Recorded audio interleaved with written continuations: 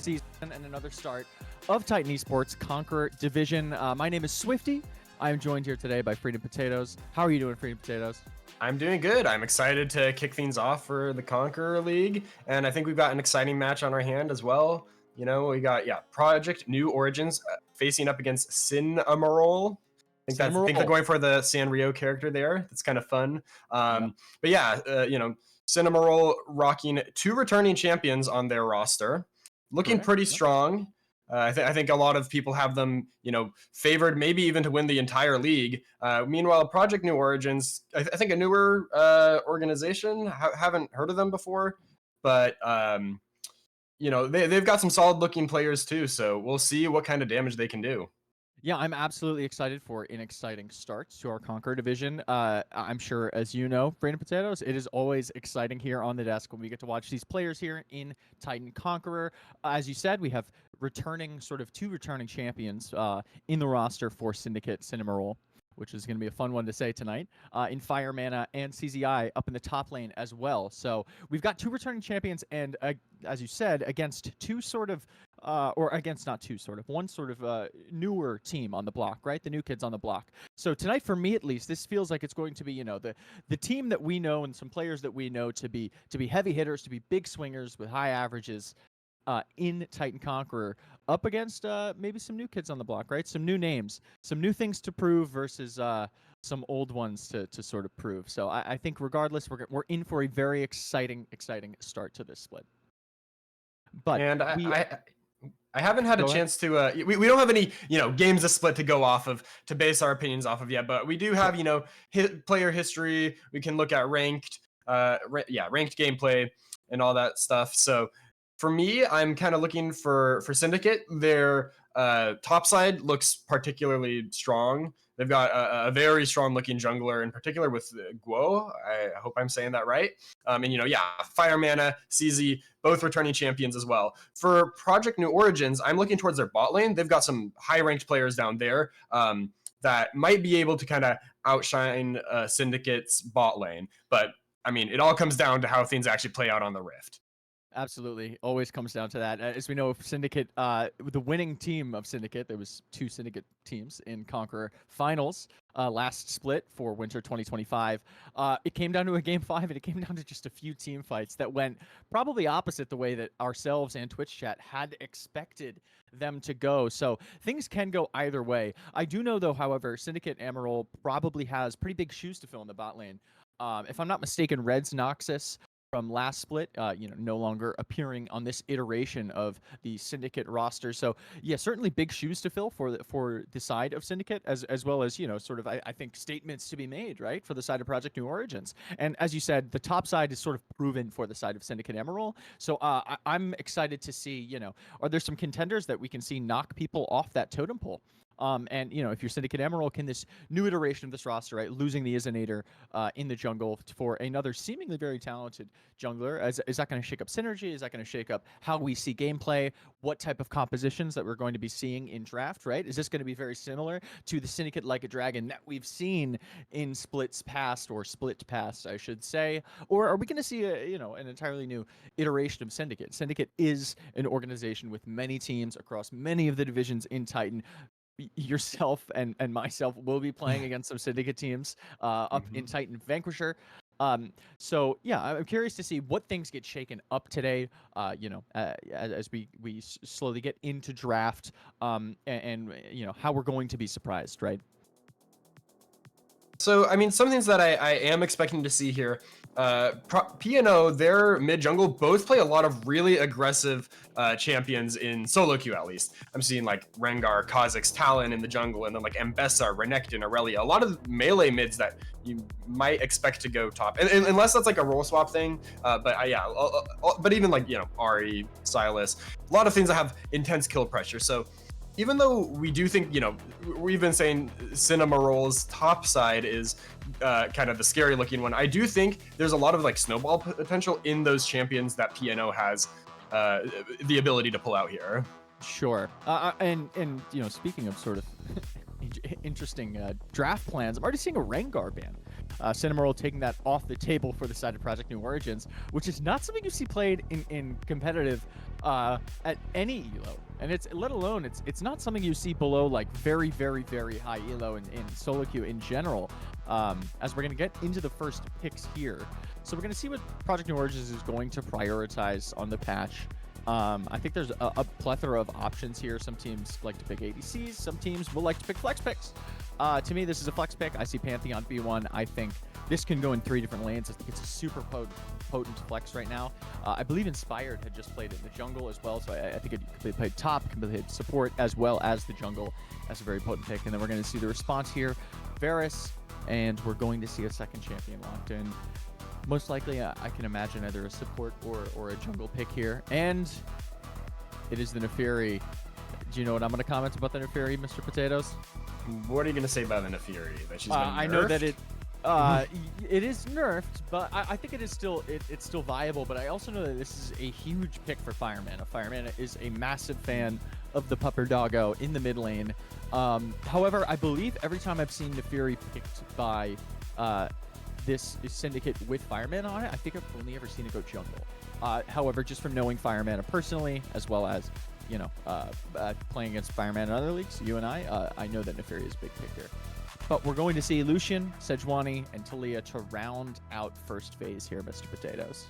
I do like that Taliyah pick. There's a lot of dashes on the side of Project New Origins, and I think that's going to be able to shut a lot of that down. Also, interestingly, both of those picks can be flexed between mid-jungle. The jungler for Syndicate does also play the Neferi, but I've definitely seen Firemana on the Taliyah a lot. So that's kind of how I'd expect things to go, is the Taliyah taken to the mid lane and the Neferi in the jungle, but always remains to be seen until the drafts are fully rounded out.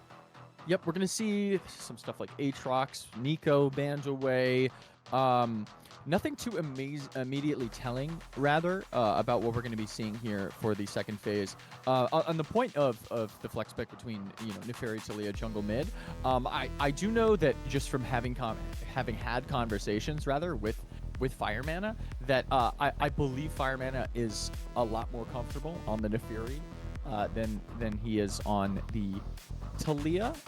But I do remember then subsequently seeing Firemana play a lot of Taliyah in Conqueror after that conversation. So, it's something that could absolutely have changed, or, got more comfortable on it, that sort of thing. We are going to see a Poppy in return, which similarly to the Taliyah, I think is another really, really good pick. There are a lot of dashes already just between Alistar and Neferi Dash, which is a relatively short cooldown. And we're going to see it followed up by a Syndra, which has excellent peel for stuff that wants to dive in on its face, like the Alistar, like the Neferi. So, and, oh, last pick. Trundle last pick. That is My a classic. That's I mean, that's something we love to take, you know, into the Sejuani, being able to drain those high health targets. So we're gonna have to see, you know, how these teams swap around their picks, and maybe they've already settled into their roles now on the screen that we're seeing. But yeah, look, if what's on screen now is the final setup, that is Sejuani being taken up to the top lane with the Trundle counter pick, which is going to be very potent and give a very strong split push threat over to the side of Syndicate. Yeah, I think it's an excellent response pick. It's funny, we've got sort of like air quote junglers up in the top lane for both of these teams. A handful of just really potent flex picks, but I am excited to see how this unfolds here. We also don't seem to have like an incredible amount of scaling on either side. This seems like this might be a relatively bloody game, somewhat early on. Stuff like Poppy and Lucian, even Pantheon, and Neferi, Trundle, they like to get bloody sort of like early in the game, right? I think they want to get, you know, around the map, and they want to make plays and take fights. So I think we're going to be in for an exciting game.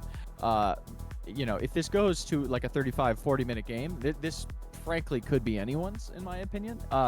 There isn't any like hardcore index scaling outside of like, I guess, the mid lanes for both teams, who aren't typically like you know, it's not like you're playing into a Kale or you're playing into a Senna or something, you know, something like strictly perma scaling or something like that. But yeah, I am curious to see how this unfolds as we're working our way into getting into the juego here. Yeah. The mid lane matchup there, I do think both of them are like, they scale well, but they aren't like, yeah, those game ending scaling picks. Absolutely. I think I'm curious to see what this bot lane matchup is like. You typically see Lucian with stuff like, you know, like a Inami or Emilio, right? Those enchanters that just enable him to, you know, go really, really ham really early in the game. So interesting to see it with a Poppy, but Poppy, again, is a great enabler, and Lucian definitely wants to be taking fights early. But we are getting into game here. Welcome again to all of our Titan audience and chat on Twitch. Welcome back to Conqueror. It is absolutely great to be back. I'm very excited to see how this game unfolds. It looks like we are going to be getting into a sort of 5-point early on in the game. I don't think anyone really wants to walk into the enemy team unchecked, but Storm is potentially in a dangerous position here. Gonna get the first strike proc, but probably just try to run away, eat a little poke in return, and then, you know, it's not much, not enough, certainly not enough gold to buy anything, but it adds up over time. Yep, it certainly does. That's always one of those wins in the book, right? If you're playing mid lane and you get the first strike proc, you're like, yeah, yep, that's right, GG. GG, I 5 mean, gold in the pocket. I've been in, you know, some mid laners, I'm not gonna say who, some mid laners will die for that first strike proc, and if you got the mana flow band on top, then I mean, you know, you're double dipping. It's the best of both worlds. Absolutely. Yeah, other than that, I think we're gonna get a relatively uneventful game here. I think, like I said before, this game can be pretty volatile just looking at the team compositions here. So I don't know if anyone's willing to pull the trigger immediately on doing anything absolutely crazy. We do have Quantum Force and Onset sitting sort of in the wing here. Let's see if Poppy's gonna do anything interesting. I think the first few levels probably won't be super bloody, but once like level 6 comes through, I think both of these teams have super strong skirmishing power. You know, there's a lot of gank setup in the mid lane. Like if Pantheon hits a flash stun into Syndra combo, I think they can remove anyone off the face of the rift just immediately, especially once that unleashed power is online. You know, down bot lane, they've got snap engage with the Poppy or the Alistar being able to flash stun someone. So yeah, it's going to be, I think vision is going to be super important for both of these teams, and just, you know, playing safe, respecting the amount of threat that the enemy has onto you. Absolutely. Out of curiosity, as a mid laner yourself, I wanted to ask you in draft, and I didn't get a second to, what do you think of this mid lane matchup? Who would you rather be in this situation? I think I would usually rather be the Syndra. She has a little bit of a range advantage, and like Talia can be a little bit hampered by her Q being blocked by minions, whereas Syndra's abilities, you know, you can throw that stun out through the minions and not really care. So you can feel a little bit safer to throw out that poke, but we got a gank down in the bot lane. Oh, and Phantasm's going to drop the stun onto Alistar, and Poppy and Lucian are going to follow up, but a little too tanky for this early game damage. The level 2 gank doesn't quite get anything off. That is a 3-camp clear into a bot side gank, and all we're going to get is a little bit of a health bar chunk out of that Alistar, and Pantheon's just going to return to the jungle to have to actually walk all the way up to the top side to finish that clear, which is going to put Guo and then Naafiri ahead of Pantheon quite substantially in this clear speed and tempo. I see the vision, but, you know, the bot lane for P&O was already pushing into the enemy, which means it's kind of hard for them to follow up on that stun. If Poppy wants to charge forwards with that E, she's going to be putting herself in tower range, and if Alistar plays that right, you might just be gifting over a free kill. So I think that's a really hard gank to make work there. You know, you've maybe got to communicate, you know, that you're going to let the enemy push into you if that's your game plan, and instead it's yeah, now Pantheon's gonna be behind a bit, but a lot of scrapping down here in the bot lane. Absolutely a lot of scrapping. Quantum Force and Onset taking a lot of damage from Necro alone, being able to trade both champions down to half health, going down half health himself. But now we have Guo on the Naafiri coming in, and we are going to see the Alistar Headbutt Pulverize engage, but the Poppy Steadfast Presence is going to stop Naafiri engage from following up on it, and they're going to Fireman over the wall. Fireman is over the wall, and the rocks are not going to take out that Lucian just quite yet. Rome not quite pulled off. An excellent use of Steadfast Presence from the Poppy is going to mean that P&O's bot lane is going to get out with their life there. Poppy is down summoner spells, so, you know, or the flash at least, so it's going to be a little harder to pull off that aggression, but Syndra does get a bit of free time to just farm up, and Fireman is in a bit of an awkward situation here, low on mana and, you know, eating those Syndra combos now. Yeah, as we see Phantasm going for a little bit of an invade to no avail here. But it's interesting, I took a peek up at the gold graph, and the gold graph actually isn't quite as we're getting actually a lot of trading on the CZI, but not quite as what's the word I'm looking for? There isn't as much of a disparity, I should say, as I expected, with just how much time, I guess, was lost from Pantheon. But Guo's going to be going here, throwing out the Darkened Daggers. I believe I'm getting that ability name wrong. Think so? No, Darkened Daggers. That is the ability name. You know, just going to get a little bit of poke. Going to say, hey, Storm, how you doing? Here's some dog knives. Eat that.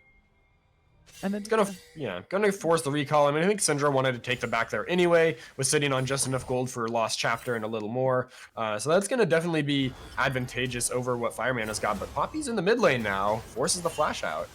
Yeah, forces the flash out. Isn't gonna be able to get much else. You know, just gonna throw a little buckler and then walk away. As we're seeing a lot of ganks here, you know, almost set up things. But the seismic shove is gonna come down to a Phantasm, who's now extremely low. Is gonna have to pop that invulnerability. But Guo's following up. The Darkened Daggers are going to not get the kill, as the knockback and stun from Storm on Syndra is going to save Phantasm's life there. The Pantheon lives another day, and we're still 0-0 kills. Good save by a Storm, but I've got to wonder what that back location for Phantasm is. I mean, that's just in full view of, you know, several bushes that could have an enemy lurking in them, and gets punished hard by Fireman, and that will be the first dragon of the game over to Amoroll. Yeah, absolutely. We're seeing P&O like pull ahead here in gold, which is surprising to me, considering, you know, the slow clear. But we are getting engaged back onto Quantum Force, who is taken very, very low, and the kill is going to go over to Varus. That is first blood, but Varus is now getting returned on. But, Guo's going to go down there. It's just too much damage from this Lucian, excuse me, as well as the Syndra. Necro's going to have to run back under his tower. He's going to flash the emote. And 2 kills to 1 over in favor of the side of Project New Origins. CZ gets a kill up top, but now here's Fireman. A little bit of a break because Fireman is over with the Weaver's Wall. Onset's very low. Is going to have to weave those autos in and out. It's taken extremely low, but the rocks and barrier are actually going to prevent those rocks from taking him out. Fireman himself is going to go down. Necro's going to try and get the return kill onto Onset. He's going to take him down with an auto, and Storm and Necro are going to wearily walk away from that battle, as we are actually back to 3 versus 3 kills. It is all tied up kill-wise. Really aggressive play by Onset there, just dashing into the enemies despite being initially outnumbered, but it works out really well. Storm hits a huge stun onto, I think, onto 2 people, but that just gives the Lucian license to free hit, and Phantasm once again trying to steal away these Raptors, but it's not gonna work. Does go for the trade though. And this is an interesting one. Oh, but we do have 315 there with the knock-up, and Guo is gonna be taken very, very low, but Seismic Shove is gonna put Sejuani in range, but now Fireman is stunned up by the Poppy, who is on the flank and also going to go down. An unfortunate set of events there for Syndicate Amoroll. Amoroll, as 2 members are going to go down 4-0 there. What an excellent sort of roam by both Poppy and Sejuani to secure the kills there. And I mean, as a Sejuani into the Trundle, you know, it's a hard 1v1. Now, once Trundle has that level 6, you're basically never winning that. So I like seeing 315, 315, I don't know what it's supposed to be, but roaming around the map, getting, you know, making plays to get the rest of the team ahead, because the champions like the Syndra and the Lucian can totally deal with Trundle, who is, you know, totally melee range and might struggle with target access later on in team fights. Yeah, as a Trundle enjoyer, probably my second most played and second favorite champion, Trundle is incredibly susceptible to being kited, wants to be sitting here in this top lane, into 315 Sejuani, is going to go for the Pillar of Ice there, is not going to get anything out of it. 315 is just going to be able to walk away on the Piggy, is going to try and clear wave. That's sort of Sejuani's, I think, goal in this lane, is clear wave and make roam plays, right?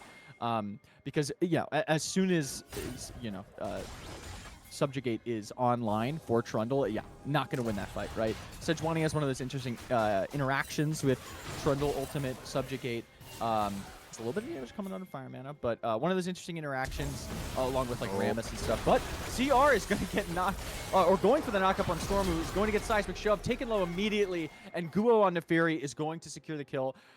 That's a response picked back up for Amoroll, who, you know, glad to see there's some life in them after taking a few beatings there in their own jungle, but they're going to put another kill on the board for themselves and then secure the Scuttle Crab. And that's saying earlier with, like, you know, in the 1v1, I'd definitely rather be the Syndra, but once other people start showing up to your lane, I think Talia's follow-up is so deadly. The Seismic Shove off of the Alistar Flash Headbutt combo, or the Flash Pulverize rather, or Flash Headbutt and Pulverize, I think. I think all of them came through. Yeah, completely lethal. And there's a lot of other ways they can set up the Talia as the game goes on.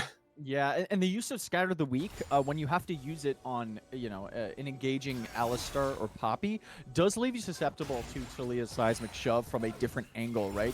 The sort of cast of that puts you still. It's bringing in a flash!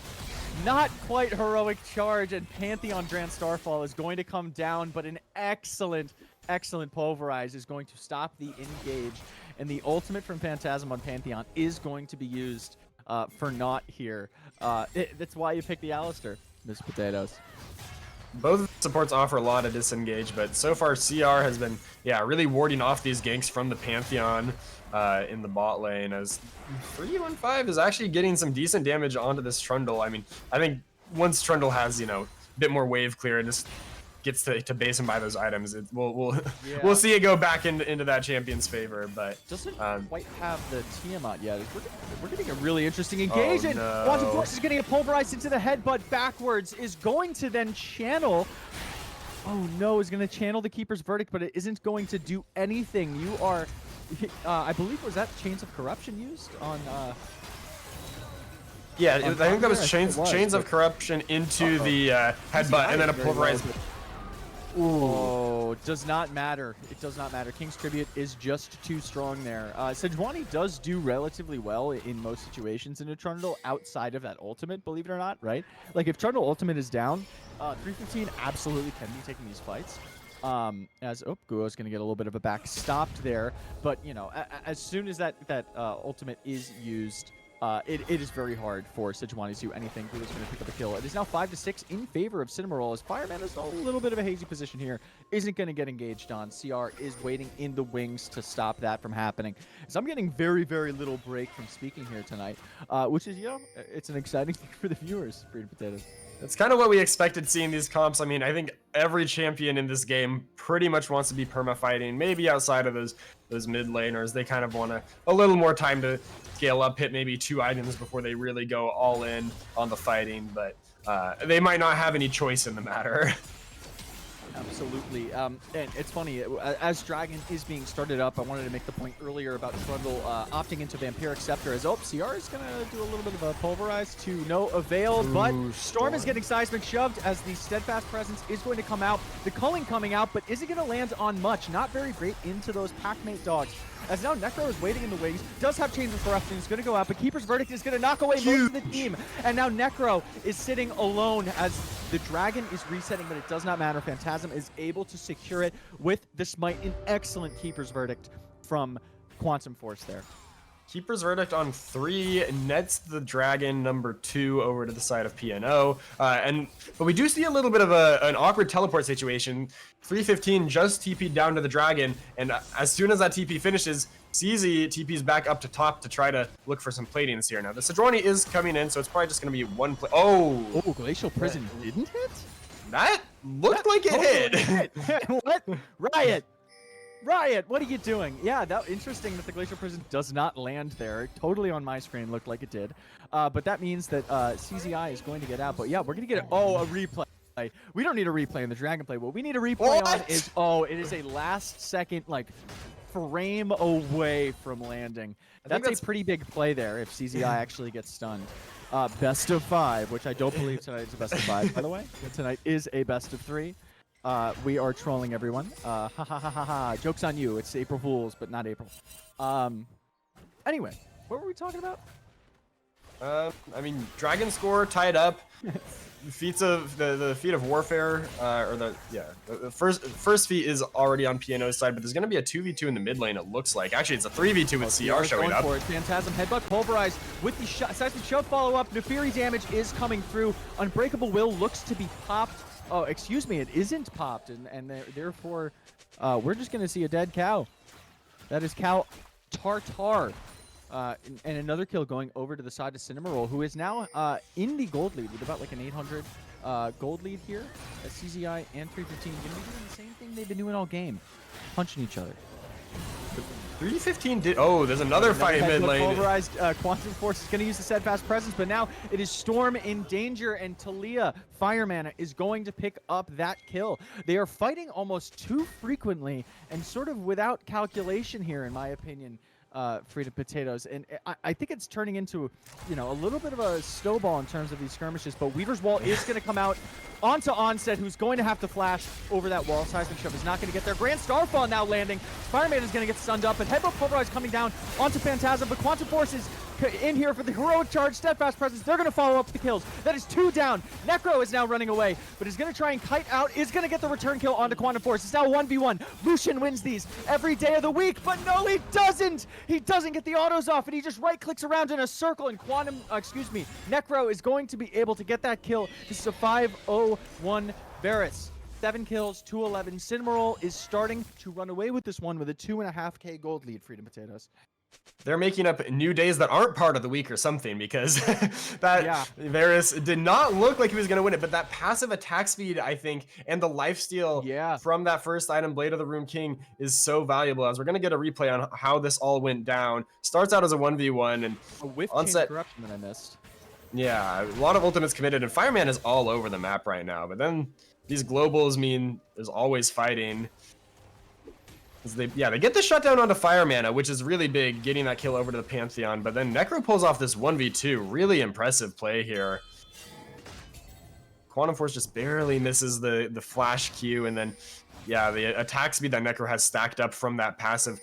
I'm not sure if that almost looked like Lucian was canceling autos, but I guess that's just an attack speed disparity. So my apologies to Onset there. Yeah, who only really has BF Sword, Pickaxe. What's that item? The snacking one? Cole. I mean, it's a lot of raw AD, but not a lot of attack speed, and that can make those 1v1s a little deceptive.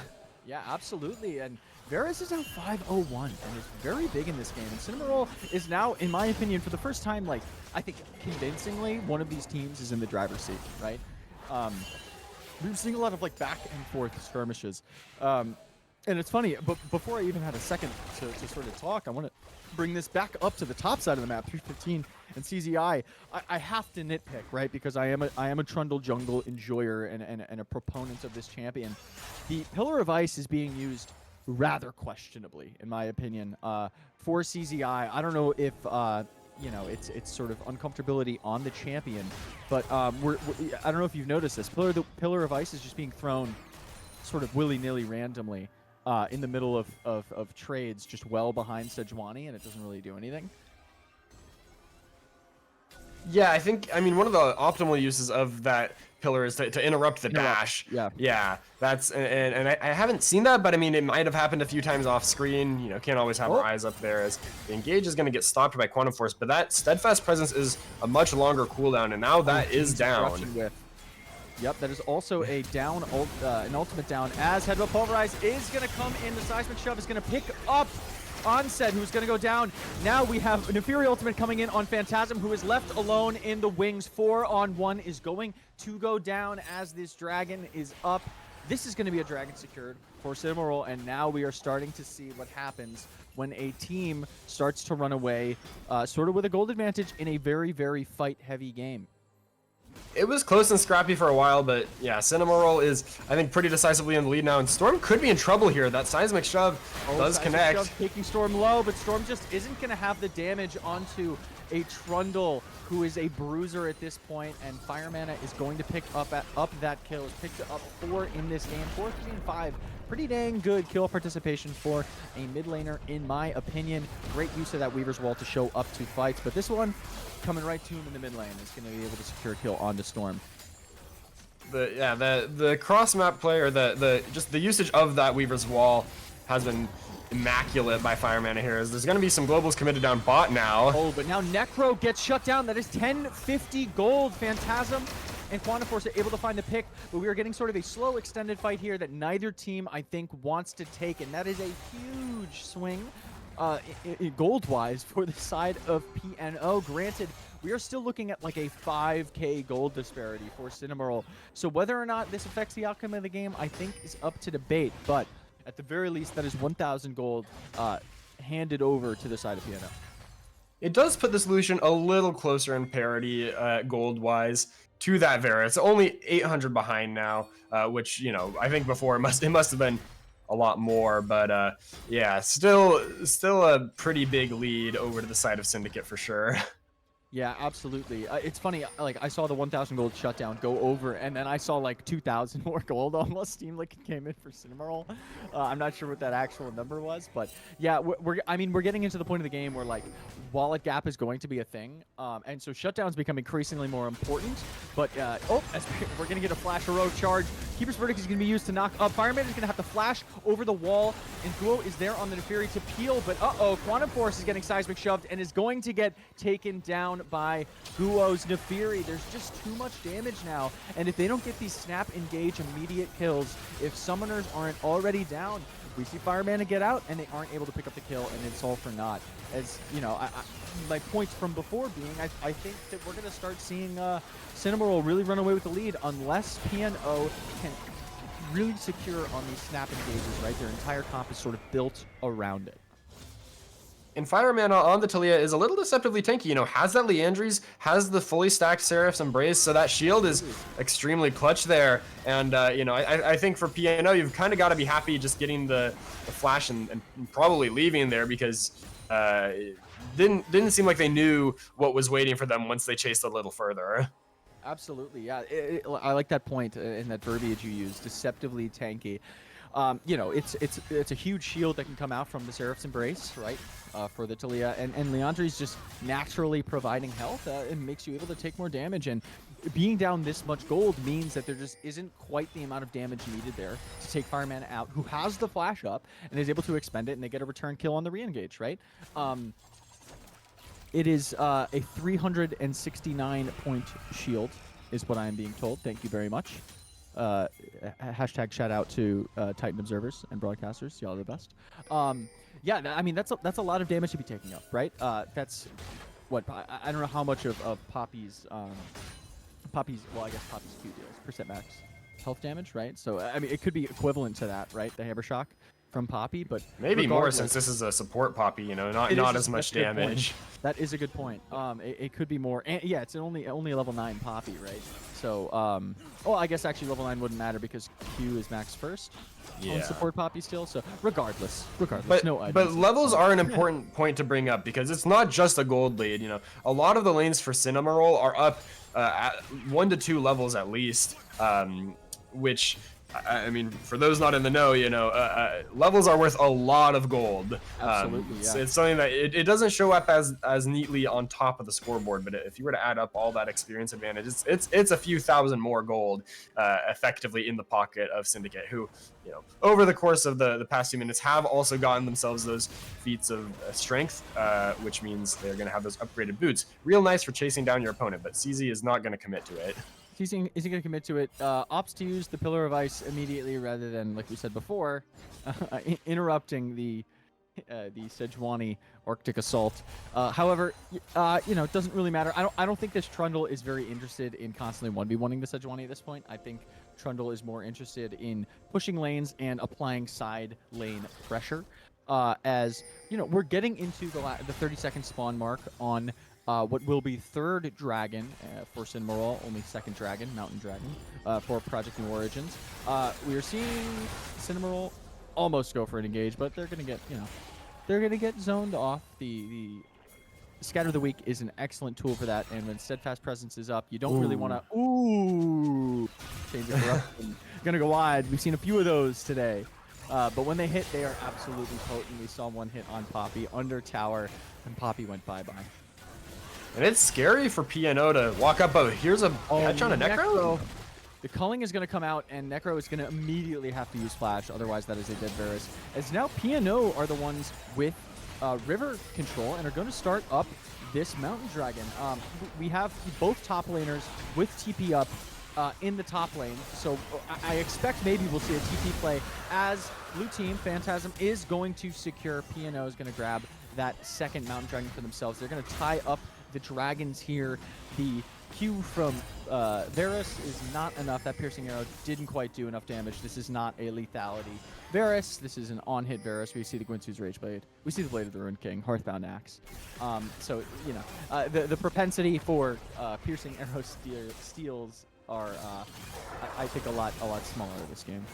We got 4 members of Syndicate moving up towards the top lane here. They might be able to grab this turret and maybe grab 315's life. Let's see if they can hold off this siege, but that turret is not long for this world. Yeah, Trundle and Varus both do so much damage there.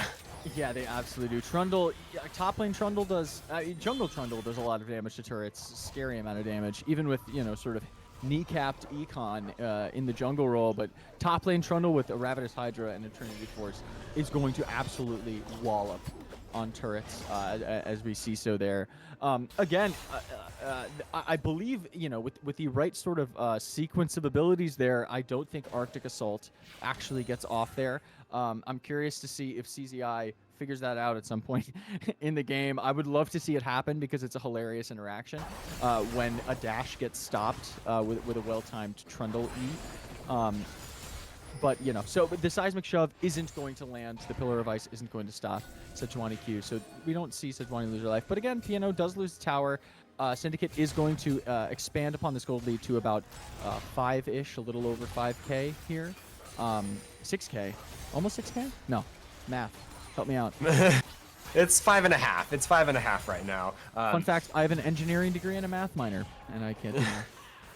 Mental math is, you know, it's different. It's a different, whole different. Oh no, Necro! Scatter the Weak is going to find the stun, and then unleash power. They're gonna look for Baron? Yeah. Wow. Yeah, they might look for Baron here. This is gonna be 2 objectives like in a row.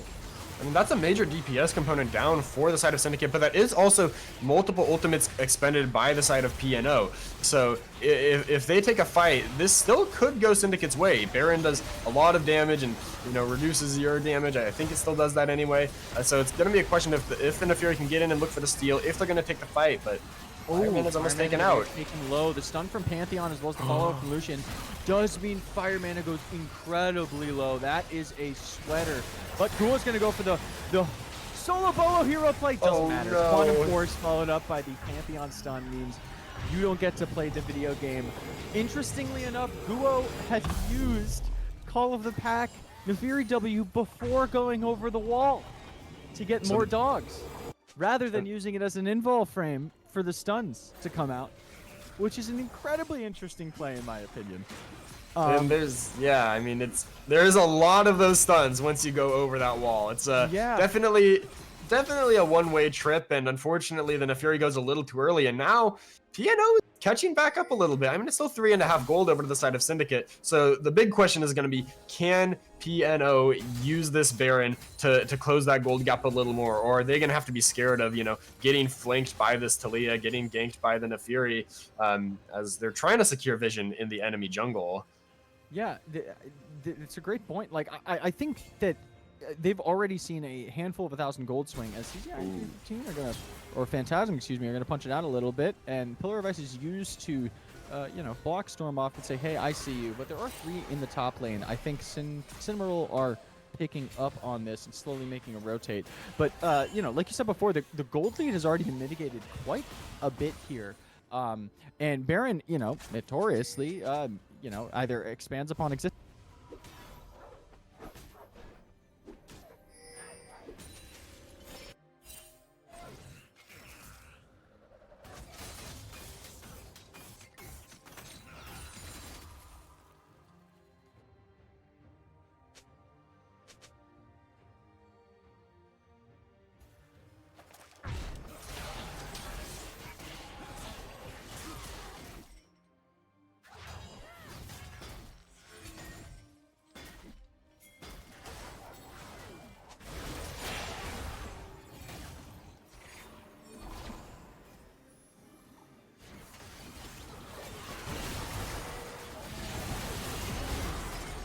Which means, outside of the initial boon from killing the Baron itself, maybe a slightly negative Baron power play actually, which is not too surprising. When you're behind, it can be and Storm is caught out here.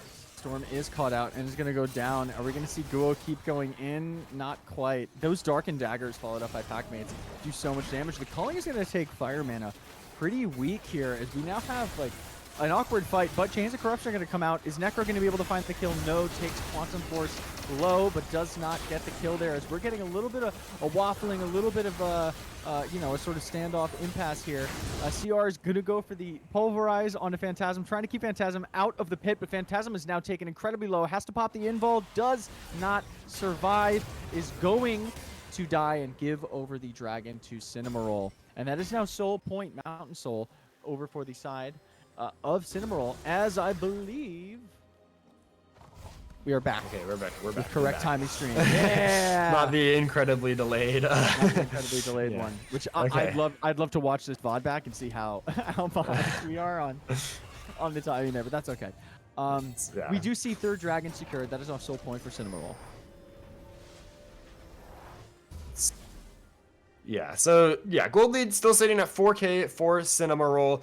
Soul Point acquired, and it's still a lead for them, but it's gonna be really macro decision making and the micro in these team fights that's gonna decide things from here on out. Most of these champions are on 3 items. That Trundle is a major split push threat, but in the team fights, I think it could really go either way. The Syndra's about to hit the death cap, which is such a huge spike. You get that stacking AP with the passive and the death cap together, and you can really start blowing people up. Yeah, it's funny, I don't want to toot my own horn too much, but I feel like sort of the sloppy advantage having play from the side of Amoroll is almost biting them in the butt here. But 315 is going to get engaged on, but is quite tanky here. That's but Pillar Assault's going to come out. This is now a 3-on-1. Arctic Assault's going to buy a little bit of time. A Pillar of Ice is going to stop, but this is just going to be a dead piggy as 315 is going to go down. They invest, I actually believe it was only Weaver's Wall invested for the side of Amoroll. And 315 is going to go down.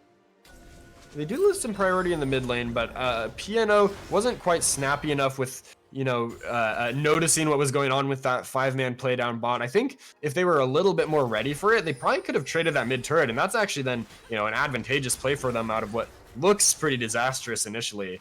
Now Cinnamoroll is going to clear out some of this vision in the top side. We're going to probably get this crab, and with Baron coming up in 50 seconds, that is going to be very nice to have. Absolutely. We'll see Sejuani up in time, as well as having the TP up. So by no means going to be a 4v5, as we've got a little bit of time left on this Baron timer before spawning. My point from before being was that, Cinnamoroll, I think, was more handedly in the lead than they are now earlier in the game. And it's almost like the point about hectic gameplay is coming to fruition here, as we might get another fight, a split fight, as 3 members of P&O are cut off and scissored. But Steadfast Presence is huge. Keeper's Verdict is going to knock away 2 team members from Cinnamoroll, as 315 is now playing spoiler. Phantasm coming in with the Grand Starfall. No members going down yet, but Phantasm is now going to get taken down. 315 taken extremely low. Varus is going to pick it up with the auto attack, and now Onset is being ran down by a Trundle. We see Quantum Force on the Poppy go down to Nefiri, and now P&O is running with their hands tied behind their back, but oh no, the Piercing Arrow is taking out Onset. There's 1 member, Storm on Syndra, left for P&O, and we're going to see Cinnamoroll maybe go for the end here. 25 seconds on Phantasm. The Syndra has to do a lot of work to hold here, but CR still has the flash, still has that exhaust, so it is probably going to be the end of the game here. But the flash engage is denied by Storm.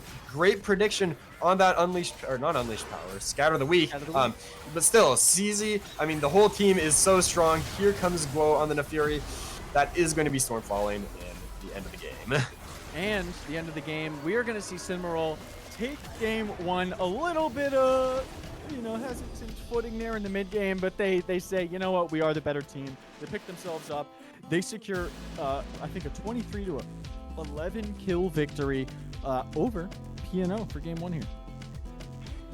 Pretty convincing victory overall. I mean, there were some moments where it seemed like they were faltering a little bit towards the end there. They did give over that Baron. They gave over, I think, a dragon or 2 where they maybe didn't have to, but in the end, they bring it back with some great engages and look at that. Sorry. Sejuani dealing the most. I mean, that is how some of these matchups go. When you're playing like a tank or anyone into a champion that can sustain a lot, you can just keep hitting them as much as and they can just eat it, heal up. They don't really care. So top lane stat. It's a little inflated, but it's still, that can make you feel good when you get to the end of the game and you see, hey, I did the most damage.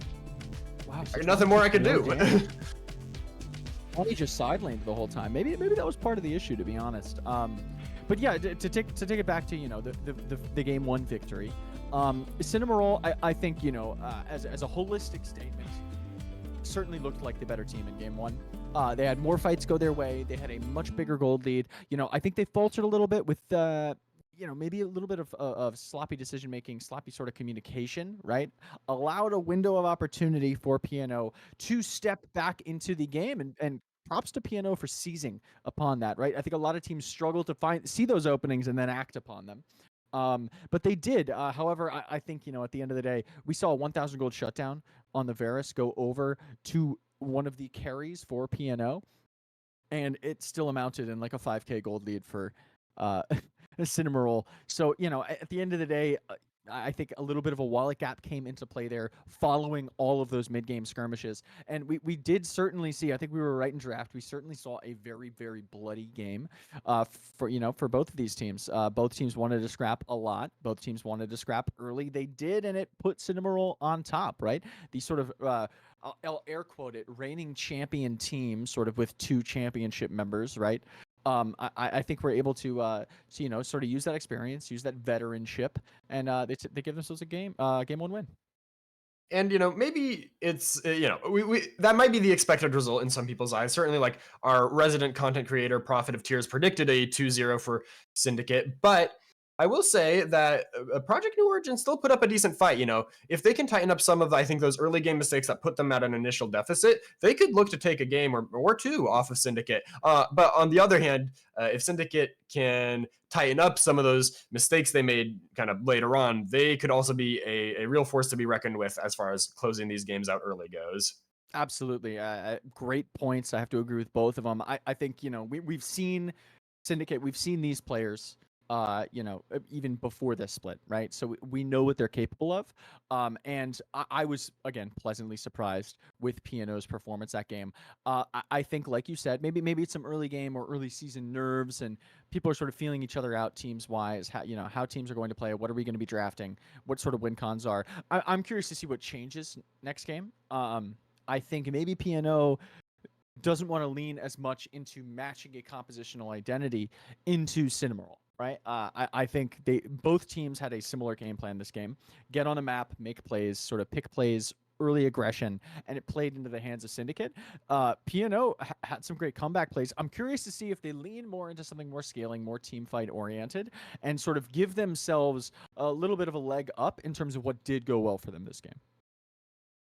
And as far as looking forward to the next games, if I'm not mistaken, Conqueror has moved to Fearless, right? Which should mean Conqueror, I that believe, has moved to Fearless. I'm sure Prod in my ear will tell us we're being stupid if we're wrong, but I believe so. I believe only. Apparently, Prod would ask that same question. Well, someone in chat's gonna yell at us. I do believe Conqueror is now Fearless. So a lot of those kind of anti-engaged champions, the Talia, the Poppy, the Alistar, are going to be off the table, which could open up some interesting angles in this game number 2. Absolutely. And without further ado, before we talk ourselves to death here on the desk, that's a good time to throw it over to a quick break. We will be right back. Do not go anywhere, Titan audience on Twitch.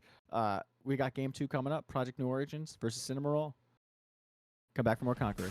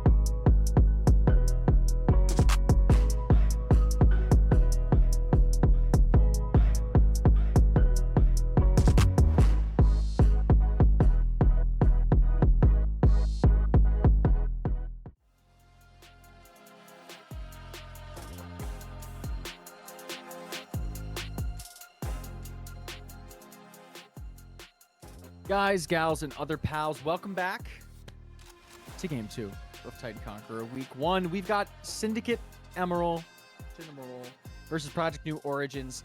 Amoroll has taken Game 1 in this series as we get into Game 2. Again, I'm Swifty, joined on the desk today by Freedom Potatoes. Potatoes, walk us through Game 1. So game number 2 was a scrappy, bloody mess for quite a while. Both of these teams drafted champions that love to fight early, love to fight mid game, and I mean that's how it went down. I think very early on in the game we saw 3 kills to 3 kills. The Sweets narrowly secured, but and some very close fights down in the bot lane. Alistar and Poppy always looking to headbutt or charge in on each other, and the global ultimates from Talia and Pantheon raining down on those bot laners. But in the end, it was Amoroll coming out on top, building themselves a lead, getting the lead in the Dragons. And despite going down Baron, they were able to close out the game. Yep, they were, for sure. And like you said, a lot of scrapping, right? We saw 2 sort of very, in my opinion, similar compositions, sort of from like an ideological standpoint and what they want to do. Their win conditions, sort of how they operate. Very trigger pulley, very snap engagey, look for picks, look for some bloodbaths early on in the game. So I'm curious seeing going into Game 2. Before we went to break, I had commented that, a few things that maybe I'm curious to see how they change, particularly maybe P&O doesn't lean so heavily into, I think, what Syndicate wants to be doing, and maybe they lean into what worked for them Game 1. But throwing that to you, what do you think needs to be adjusted for either or both teams moving forward in this series into Game 2? I mean, as far as adjustments go, I think I'd be interested to see Storm kind of pull out some of these aggressive mid laners. Storm was on Syndra that game, which is a champion that can bully early. And also offers a lot of scaling. There's a lot of reasons to like Syndra, but from what I was seeing, a lot of Storm's pool is more these melee or short range mids, like a Akali, Ahri, Aurora, things like that can really go in. And so I'd be interested to see what the game looks like when Storm is on one of those. And I think the Talia pick did kind of dissuade a lot of those champions. The Unraveled Earth makes it very hard to utilize those champions when if you dash in as Ahri, you might just get stunned up and sent back to Fountain right away. But now that I if I recall correctly, those champions are going to be off the table.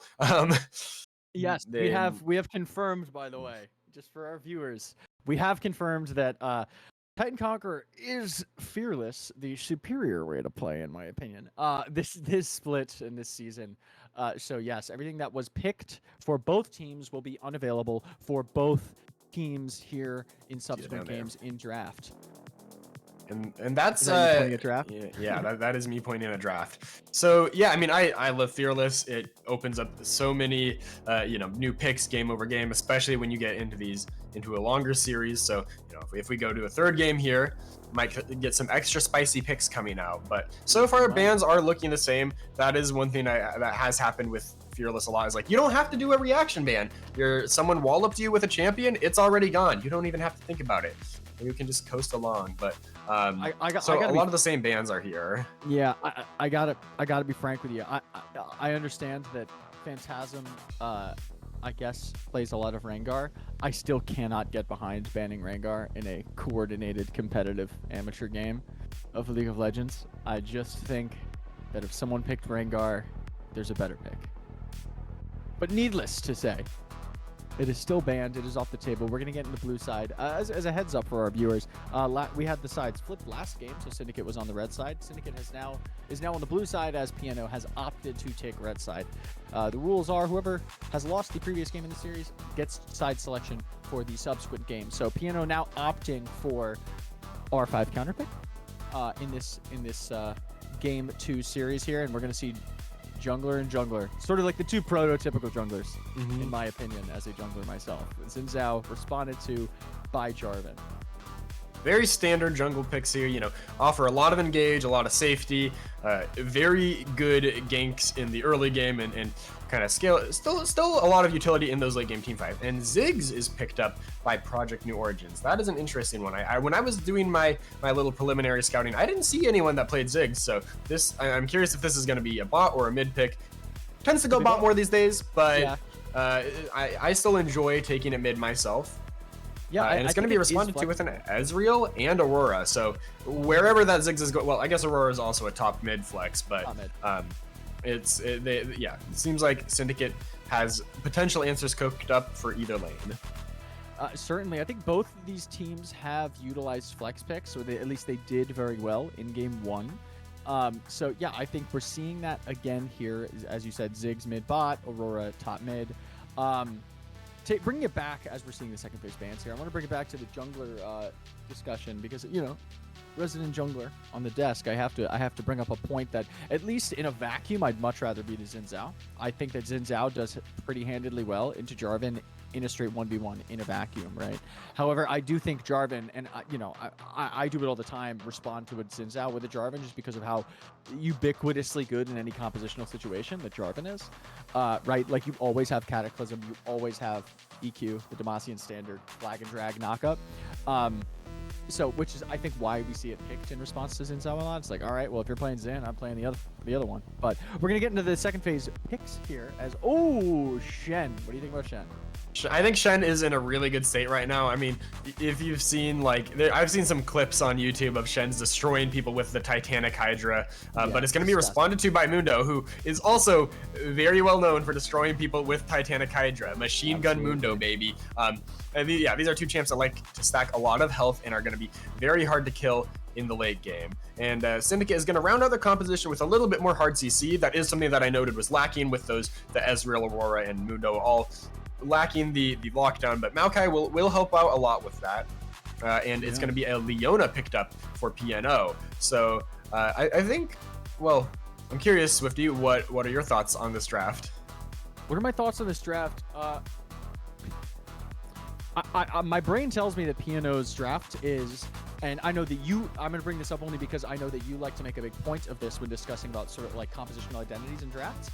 PNO has, in my opinion, the easier to execute draft, right?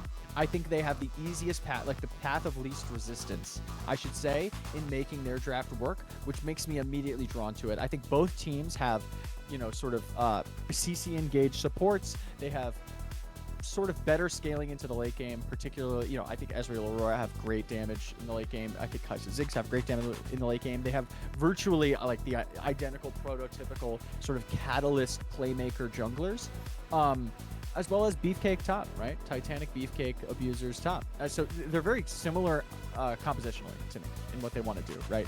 I think they're sort of well-rounded comps. They have CC, they have tanks, they have scaling damage, they have early gameplay making or playmaking ability, you know, from the junglers. But I do think that when two compositions are very similar, sort of like holistically, I'm always drawn to the one that is easier to execute, which to me is PNO.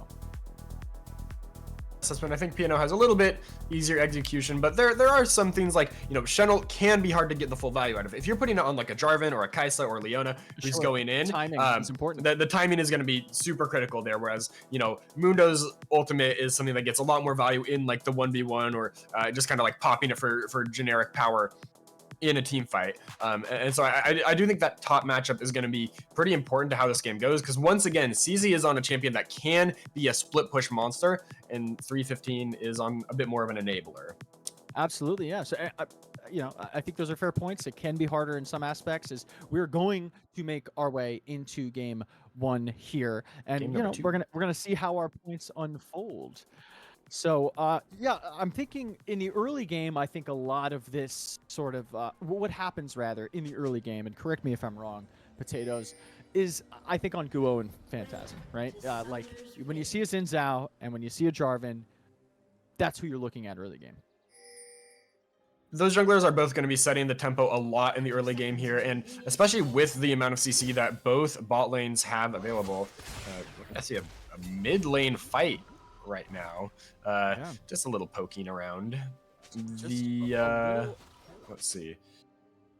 Yeah, interestingly enough, we don't have first strike this time, so no one is no one's going to get 5 gold or whatever it was last time, and we don't have a Tear of the Goddess on Ezreal, so that is not going to be stacked. It's yeah, back to what we were saying about that. Yeah, junglers are going to be setting the pace here. I'd kind of expect both junglers to look towards bot because the Maokai and Leona both have that point and click CC, which can guarantee the follow up for the jungler.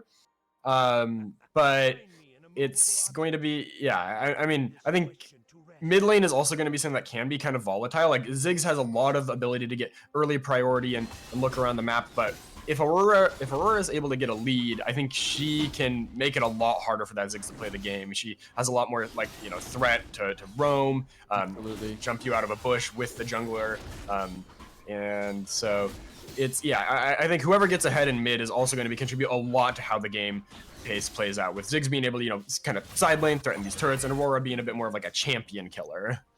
Absolutely, and yeah, we are getting our first, by the way, split screen, which is something awesome that Titan offers for all of our viewers in the chat. Get to see this cool split screen, getting our first split screen on the Conqueror season, which is always exciting to see. Getting to start off seeing those junglers both start on the bot half of the map.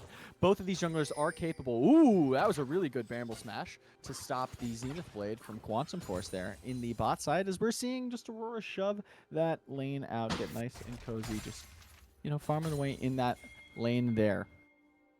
CZ playing pretty safe in the early game. I mean, Mundo is not really known for early game strength, so makes sense, but I don't know how much threat Shen has when that taunt is like always kind of on a similar timer to the passive, that like little gas cylinder that Mundo has.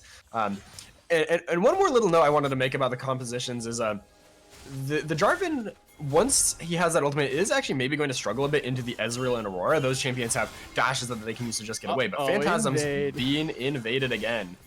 See, this is actually why I prefer to be the Xin Zhao in this situation, but we're going to get a little bit of damage onto Storm as Aurora's going to pop that Q, knockback from Ziggs, but re-engage Audacious Charge coming onto Storm, and Storm's going to have to use the Flash. Flash is followed up by Wind becomes Lightning, and First Blood goes over to Xin Zhao. Amoroll picking back up where they started from game one, Potatoes. A noble sacrifice by Ziggs, you know, guaranteeing that Jarvan gets the red buff, but it comes at the cost of his own life. And I think he could have been out there. I mean, that's the danger when you use that satchel charge on Ziggs. You are opening yourself up to being engaged on, and you just gotta respect the amount of damage that can come out from the Xin in the early game. So yeah, First Blood over to Syndicate, as we're gonna get another replay on that. So yeah, Storm kind of replay. Face checks the bush into fire mana. That's not great to start with, but there is a number advantage. But then yeah, once the satchel charge is used, I think you just have to flash like immediately, because yeah, once that red buff slow comes through, you're not really getting away from that 3 Talon strike, and the knockup just secures the kill in the end. CZ's being engaged on though. Demacian Standard followed up by the Q, and CZ is taken incredibly low. That is Ignite just dropped by 315, and we get a return kill. It is now 1-1. Gold pretty gosh darn even. Yeah, exactly even. In this game now, as a great response play, Jarvan's able to pick up that full clear, and then is able to get a playoff on the top side. And what we talked about earlier is coming to fruition, right? We're seeing some early game catalysts, early game playmaking. I want to bring it back quickly, though, to a point I made before about rather being the Xin Zhao, right, in a vacuum, and that's exactly why. I think Xin Zhao is actually particularly good into Jarvan at applying pressure onto the Jarvan early game, right? I think Xin Zhao just has a little bit more innate damage built into that kit, as well as sustain, right, with the determination passive that Xin has, as 315's taken a few cleaves, a cleaves to the mouth, infected bone saws, I should say. Or on this skin, it's like is it a phone? Briefcase, I think. I think he throws a briefcase, yeah. He throws a briefcase. I know he's on the phone. that is simply one of the most iconic skins in the game. It was just a work of beauty. Thank you, production. It's also open. Like, close it. There's no way you get the right aerodynamic, like, sort of movement on the briefcase when it's hanging open like that, right? Like, if I were to throw a briefcase, I would close the briefcase and then throw the briefcase. I would, like, you know, Odd Job? Am I dating myself here by knowing Odd Job from 007? Throws the hat.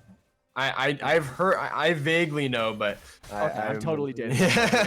Odd Job throws his hat because it's aerodynamic. Like, Odd Job wouldn't be throwing an open briefcase. Anyway, back to League of Legends here on the Titan desk. As we got Phantasm waiting in the wings here. I'm not sure if I think they got that passive off. Yeah, the taunt was used, but I think it got the passive off from the Mundo, which means the flag and drag could come through here. But CZ likes his odds. Okay, and the kill will come through in the end. And you know, What a catch. 315 was in a bit of a rough spot because we saw the ignite used, but the wave is actually still pushing towards the Shen, which meant that CZ was able to TP in. You know, Shen doesn't have wave clear early game, but Phantasm comes back up and is able to bail the Shen out of what was looking like a pretty bad situation where he just has to stay and keep eating these cleavers and you know, struggle through the lane. But now he's got 2 assists, Jarvan's got 2 kills. Woe's going to trade the dragon down bot side though, which is, you know, I think still a pretty happy situation for the side of Syndicate. Absolutely, and you know, interestingly enough, just as a little fun stats game for all of our viewers in Twitch chat, Cloud Soul, or not Cloud Soul, excuse me, Cloud Drake is, I think, the highest winning solo Drake to have, as in not the Soul Dragon. It's also the one that pros say is the most valuable, so it's certainly glad to pick that up. But Ghoul's going to get engaged on with an EQ, as well as the Sun by Quantum Force on the Leona, and is going to go down. There we see 315 with the Stand United into a taunt in the bot lane. Bramble Smash is going to come out, but the EQ is back up for Jarvan as they are not stopping this engage. Seer is going to go down on the Maokai as Fire Mana is going to have to hop and dash away on that Bunny Rabbit Aurora. And 2 kills, if I'm not mistaken, are going over for Project New Origins as we're seeing a different sort of start here. Potatoes, walk us through this replay. So we didn't get to see the very start of this, but it looks like Woe goes for the invade on the blue buff, but it's spotted out and PNO collapses, even with that Zenith Blade missing. There's, you know, this Xin Zhao does not have the Crescent Guard yet, so he just goes down to all this range damage, following up on the CC that they have. And then 315 ults in, 2 taunts, and the chase is just relentless. Great Bramble Smash by CR there, but the flash EQ from Phantasm comes through, and yeah, that's going to be 2 kills. The feat of the first feat of warfare picked up there.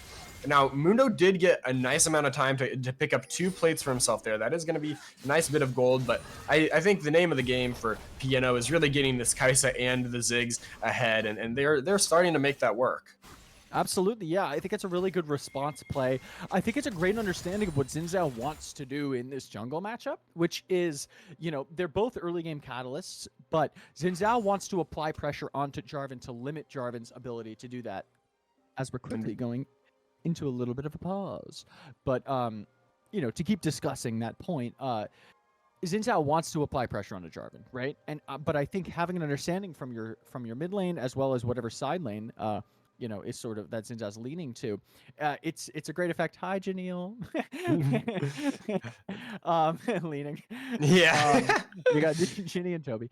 Anyway, it's a great response play from your side lane to then lean into sort of that invade from Xin Zhao, right? And we see Leona as well as Ziggs with the Mega Inferno Bomb coming over the top, able to follow up as a response play, right? So not only do you not lose the blue, but you pick up 2 kills in response. You blow dash on flash on Fire Mana. You blow flash on CR on the Maokai. So it's just a super high value play. A message to all of our laners in chat: help your jungler out. Your jungler's not just there to help you out. You're there to help your jungler out. If you help your jungle, they'll help you. And something I do want to see PNO do a little more this game is follow up on those flashes they burned. I think, in the early game, in game number 1, they were having some moderately successful ganks where they might not have been getting kills, but they were blowing flashes. But then, there wouldn't be a major play for 5 minutes, and then the flash is back up, and the cycle just repeats itself. So if they can, track those flashes, follow up on these plays that they were able to make, and try to get some kills and convert that into objectives, they might be able to extend this lead a little more. Absolutely. I think it was something that was certainly lacking, right? In game 1, we saw a handful of plays that, from 2 sort of like really quick engage comps, right? That want to take small skirmishes and want to go for picks. We saw, like you said, a lot of times like Flash was just up on Fire Mana or on Necro, right? And those are the targets that you have to be able to shut down. So when Flash is up and you burn the Flash, but you're losing your life in exchange for it, and then you never engage on the fact that the summoner spell has been utilized prior within the last 5 minutes, that's when the comp doesn't become as effective as it needs to be. So yes, very curious to see if this is something that they'll act upon this game in a way that is going to bring them a win. I wish I could see a bit more of what's going, the current state of the game right now, because Yeah, I think it was right before the pause came through. I think it was about 800 gold in 800 favor of gold-ish. the red team for PNO, which is, you know, not a huge gold lead, but with how early in the game it is, if that's on the right carries, you know, and they hit their first item spike real fast, they could definitely push that lead, turn it into, like, you know, a dragon, grubs, whatever it is that they choose to fight for, and yeah, give themselves a real advantage going into the mid game. Absolutely. I think Okay, Toby agrees with you. Toby perked up and looked at you he did as you were perk up a talking about little that one. bit. He did. But we are back in the game here. Welcome back, all of our Titan viewers in chat. And let's see, were you right? It was about a 700 and it just ticked to 800. Yeah. So you are just about right with that understanding of what the goal discrepancy is. P&O now in a little bit of the driver's seat here. This is probably, I feel like last game was a little bit more back and forth at this point in the game. I think it was like 3 kills to 3 kills. But we are going to see Jarvan start up the grubs. Guo is... I don't know who got that. Ooh, I think it was Guo. Oh, but he's gonna have to blow the Crescent Guard. Oh, Crescent Guard and Cataclysm both used, but Guo is gonna lose his life. P&O is just quicker on the rotate. Went in for 1 steal, got the smite steal, but the exchange of, you know, crowd control means that Guo is gonna lose his life as the rest of P&O is there ready to make the play. And Amoroll just sort of caught halfway through a rotate. We see Ezreal by red buff now, Maokai halfway through River. Just a little bit slow on the draw this game, and maybe a little bit of hubris sort of coming into play here as they were able to take game 1 relatively handedly, but now P&O has sort of flipped the switch.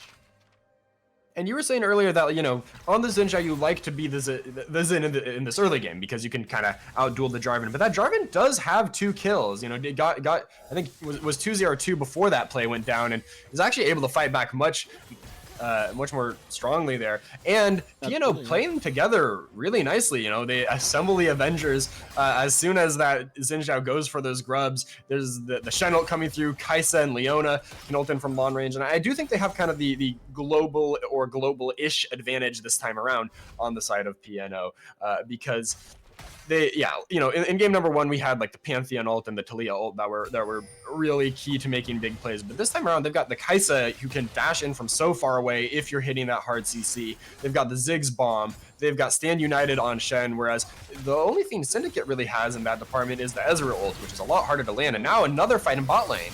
Zenith Blade followed by the Twisted Advance is just going to mean supports are going to stop each other in place, and not much else is going to happen. We did see Phantasm on the top side. It looks like Phantasm wasn't able to get any sort of dive play off.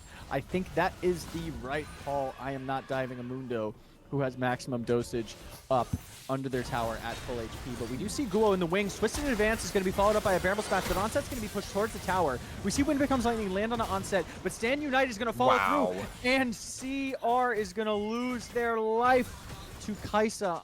Onset on Kaisa there. A little bit too much sauce expended, and Stand United coming in absolutely clutch there. What a great ability. Great usage of the Stand United. That's really what I was looking for 315 this game was, you know, optimal usage of that ability. Now, the one slightly scary thing is this Mundo did TP back up. There's no one there to really match unless Storm chooses to throw the ult, but it looks like they're just going to have the Shen go clear out that wave. You don't want to give the Mundo too much time to just push these towers down. And yeah, down in the bot side, I kind of felt like Necro maybe telegraphed the gank a little too much by E'ing in early there. You know, you want your opponents to think they've got you and go in, you know, use some of their cooldowns before your jungler before you really show your hand. And now Phantasm might find CR. Ooh, I almost thought the EQ flash was going to come out there for the knockup, but probably a good thing that it wasn't used, as Guo sat for a long time in this bot lane. Also, both laners, not laners, excuse me, junglers sat in that bot lane for a very long time, opting to sort of slow down their income a little bit. But, you know, that's sort of what these junglers do, right? Like, there's a point in this game where both of these junglers are far less focused on their own econ and far more focused on playmaking around the map, right? So I think Guo is willing to sit there in the wings waiting for a possible re-engage play to happen on this bot side. But we are going to see Project New Origins pick up their first dragon of the game, a Mountain Dragon, and tie up the dragons 1-1, which now puts them... unless I am mistaken, they got the first 3 kills, so Feats of Wolf are secured.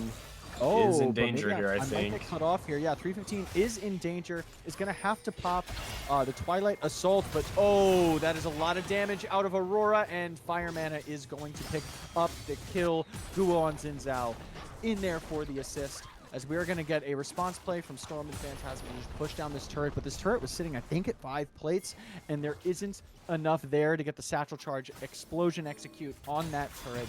Not going to go down quite yet, but there is so much damage coming down onto this top lane turret. Mega Inferno Bomb is going to have to be used as well as... CZ pops the maximum dosage, maybe looking for a fight. Yeah, as Between Worlds also going to come down. Phantasm now in a really bad spot. It's going to have to flash. EQ is not going to be up. Wind becomes lightning, taking it very low, and the ultimate is going to come through the Crescent Guard, pulling the kill together for the side of Syndicate Amoroll. It is now 3 kills to 6. They are slowly moving their way back in terms of, you know, the trades going in their favor. However, P&O is still, you know, in the driver's seat this game. They have the Feats of Warfare, first 3 kills secured.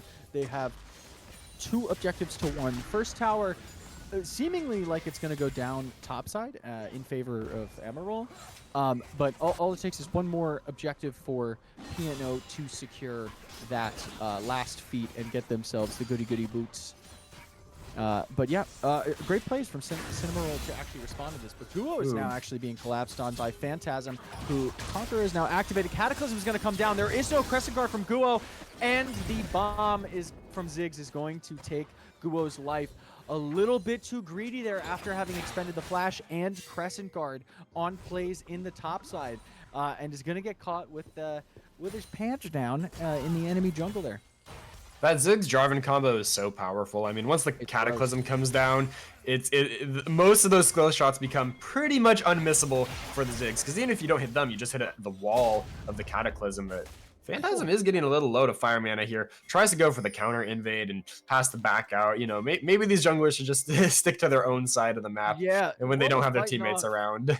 We're almost biting off more than we can chew here. I mean, twofold hex. It's a sundered sky, and it looks like we're building into what I can only imagine is Tunneler here next, which probably means a Sterix Gauge. It could be I can't remember if Shojin builds into that. Typical items on Jarvan you'll see next are Sterix Gauge, Black Cleaver, Shojin. If you see a sundered sky start. So not like an incredible amount of you know, health and tankiness quite yet on this Jarvan, who will get tankier over the course of the game. I do like that Xin Zhao started Titanic Hydra. I think it's an absolutely disgusting item on Xin Zhao first. It provides you like 600 health, like a lot of damage on your autos, and it gets you that reset for basically you know, your 3 talent strike to be just a 2 talent strike into a knockup, right? Where you get the auto reset. But we are going to see P&O start up this Rift Herald, which is going to secure them boots if they are able to get it. And it doesn't look like Guo's trying to contest this. And the other thing to note is, if they get this Herald, they can also get themselves a first turret. Although I guess if they get those feats, it's not really going to matter that they take the turret. I think they do now have that.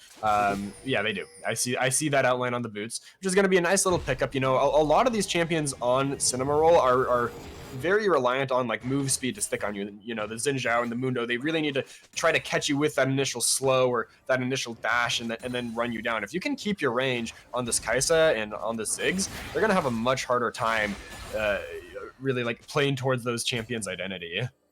Absolutely here. And it's funny, I gotta bring it back to Twitch chat, seeing people now also commenting in Twitch chat on the quantity of invades here. Guo needs to stop invading. He has his own 5 camps up and then asterisk 6 camps up, which, you know, is a very interesting point.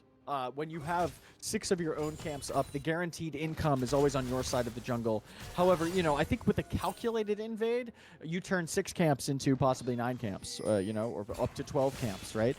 However, I think less so I think less so than having your own camps up. I think the larger mistake. Storm might walk into Guo and Fire Mana here. Timing, but Twisted Advance is gonna, not Twisted Advance, excuse me, Maokai Ultimate. I don't know what it's called. I can't remember. I play that champion. Nature's Grasp? Yeah, Nature's Grasp. Yeah, Nature's Grasp. It's something Grasp. Grasp was going to come out, and we actually don't get a lot on the back end of that fight. Just Quantum Flow is taken relatively low, as Wind Becomes Lightning is going to be used by Guo to check the dragon.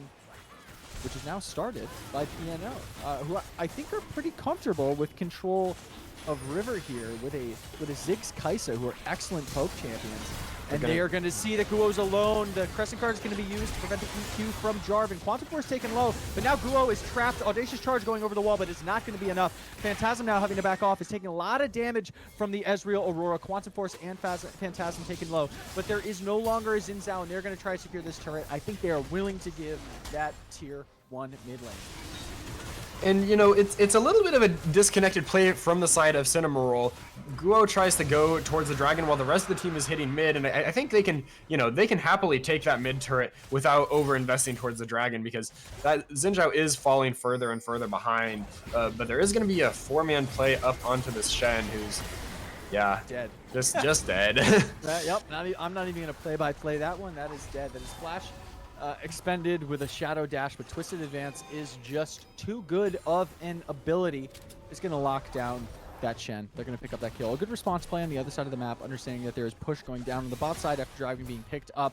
Always easier to play into the Shen than let a Mundo without any CC stop a Stand United from coming cross map. So well played there by Amoroll. They're trying to find ways to mitigate any sort of gold disadvantage that they did have. And actually, now that I look at it, they find themselves with a gold advantage, interestingly enough. I believe that's just from the turret disparity here. I think that is maybe mostly a little from bit turrets, of CS. yeah. I know that there's a big CS gap on the junglers, right? Guo. I was like, what's Xin Zhao's name? Xin Zhao's name is Guo. Guo is up 30, almost 40 CS, which is about 10 camps. Each camp is 4 CS, so just shy of 10 camps, about 9. Which, you know, I think should be taken with a grain of salt. A jungler's job, particularly in competitive organized play, is far less about getting a massive gold advantage on the enemy jungler and far more about enabling your laners who have just an innately better economy as laners, right? So I think maybe a little bit deceiving, the slight gold advantage there. But nevertheless, they are keeping pace with PNO. It's impressive how close the gold is in every lane. Like, these gold leads are just about 100 or less for any member of any team. The Maokai is actually the biggest lead in the game. Must have picked up a shutdown on someone somewhere along the line, because everyone else is just neck and neck pretty much. Yeah, and Dragon's actually ahead, by the way. 10 camps down and ahead just from assist and kill gold here. Is 314 with a 7.0 KDA as opposed to, you know, 0.75 KDA, 2-4 and 1. Xin Zhao not able to get as much off on the map as Jarvan has been this game, and you know that's where, you know, jungle econ comes into play. It's a lot of times it's much more about how you affect the map than it is about how quickly you can sequence your camps, especially as you move into the mid late game. As the Otacon has now spawned topside, I don't know if anyone feels confident enough to go for that quite yet, but Syndicate does have the vision advantage in the top side, so they could definitely, you know, maybe try to bait Project New Origin into, you know, face checking something and make a play that way, or they could just continue to kind of farm it out, and, you know, play for the next dragon, which is 2 minutes away now. Yeah, I don't know if either team is super confident in, like, immediately posturing to be taking an Otacon. Fire mana. Zenith Blade coming out on Fire mana, who is going to get knocked up. Cataclysm to follow, and that is a dead bunny rabbit. Guo now trapped on the wrong side of the fight. Wind becomes lightning, is not going to provide enough healing from determination. That is going to be a dead jungler. That is 2 dead for the side of Amoroll. PNO can now look Otacon.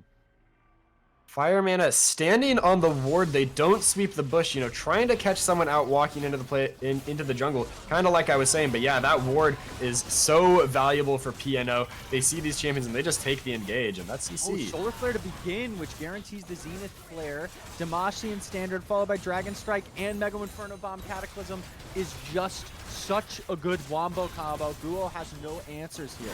It is just unfortunate for Amoroll. Fire mana not respecting vision placement and the lack of clearing that they did in one tiny little area in PNO's jungle.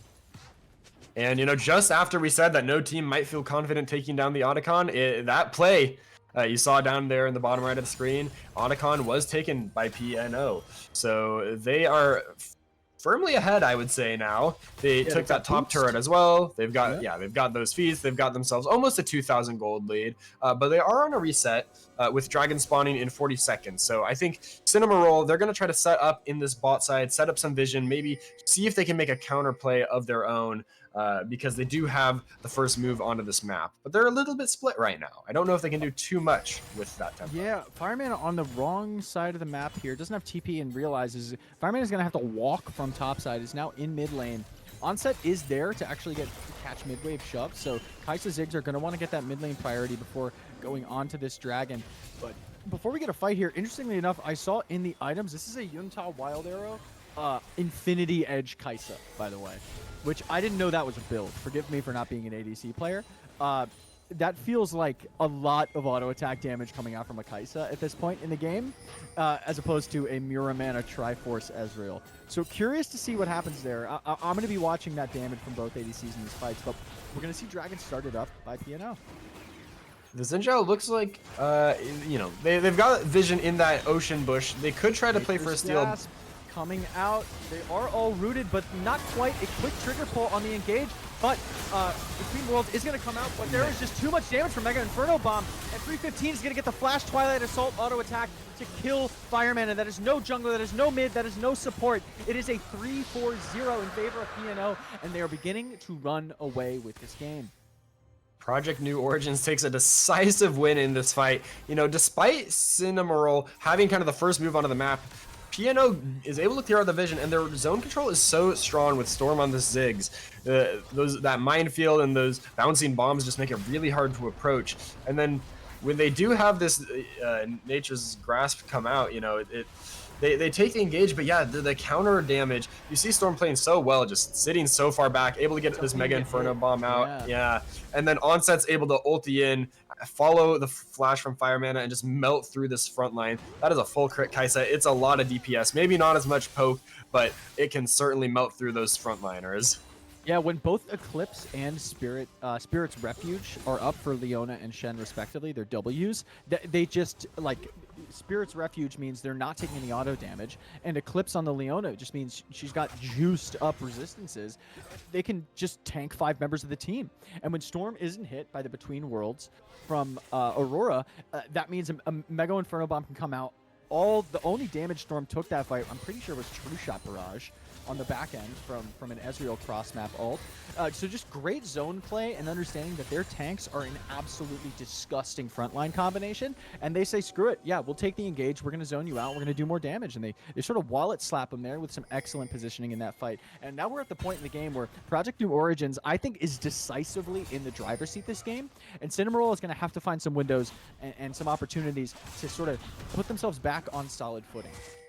Do you think it's an oversight by Riot that they have an ability and an item that are both named Eclipse? Like, I feel like that's kind of not the ideal situation, you know? When you said Eclipse, I was like, who has Eclipse? And then I realized, Leona has Eclipse. Who's going to get immediately stunned. Nature's Grasp is going to come out, but the Kai'Sa ultimate is going to immediately shut down that Necro. Not a shutdown gold-wide, but shutdown in terms of being gray screened. What a killer instinct. And they're going to now look for this Baron.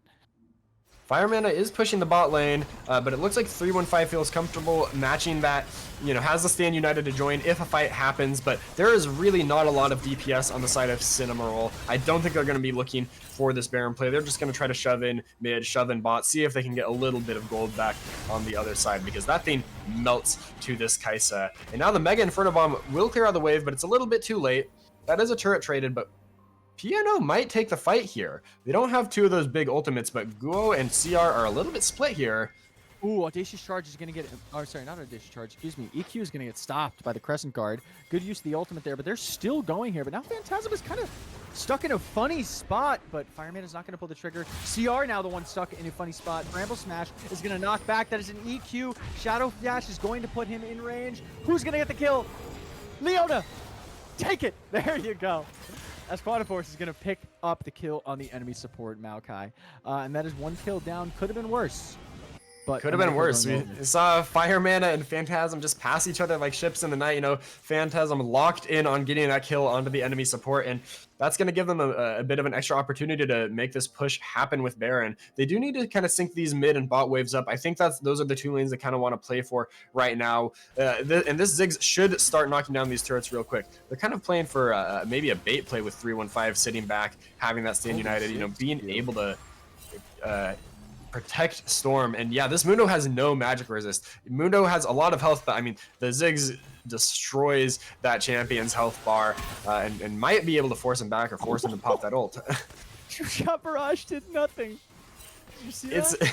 It's not the strongest wave clear ability, especially when you're down this much and the enemy team has Baron. Yeah, I mean, that's a level 13 Ezreal to a level 15 Kai'Sa. He is just tickling people with those Qs. Like, Leona is easily shrugging off that damage. Necro is trying hard, but yeah, I think Project New Origins is in a very happy state of this game right now. Able to secure vision of the boss side, and look at that one Q from onset. Oh my god, Necro immediately getting destroyed, and Guo on the other side who got Shadow Dashed by Shen. That is too much Zig damage, too much Kai'Sa damage. Cataclysm as well, Shadow Flash, means that Maokai is going to lose his life. There is now only 2 members up, CZI and Fire Mana, and we've got a Baroned up Piano. They might look to end this game. They've got the Ziggs. Oh, and they finally coming out with the Fire Mana and an immediate deletion of Fire Mana's life. Aurora is going to go down. CZI is the lone member remaining, but we just saw Ziggs absolutely rip through CZI's health bar with this Leandries. There is no magic resist on this Mundo. Very little can be done. What wave clear do we have? What CC do we have? What time can we buy? Maybe 4 seconds for Ezreal to come up, but both inhib towers are down. CZI is going to get engaged on. Ziggs is going to pick up another kill. That's an ace as Ezreal spawns, and the Nexus is going down, and we are going to game 3. We are going to game 3, and I mean, PNO played great this game. Outside of like that one little iffy invade, I think they seized control and took it to close out the game really solidly. A great strike back in game number 2 for them. I feel like they really understood their comp's win condition and played to it throughout the entire game. You know, they were able to stop Mundo from split pushing too hard and just rock the team fights. Yeah, absolutely. And we're now getting to see this damage graph here. Which there is a stark contrast in just which team did more damage. To me, this game was a lot more convincing of a win than game 1 was for Syndicate. Let's see, total damage to turrets. Gotta love that side laning Mundo. As opposed to 1,300 damage on Shen is actually very interesting. That just means Stand United was clearly the priority as opposed to applying split lane pressure, which works, you know, wonders for Project New Origins here. But yeah, I'm curious to see now what happens in game 3. This is always the question you have, right, on the caster's desk is, okay, who won which game? What changed for the other team, right? Now, if you're Syndicate, you won game 1 in pretty good fashion.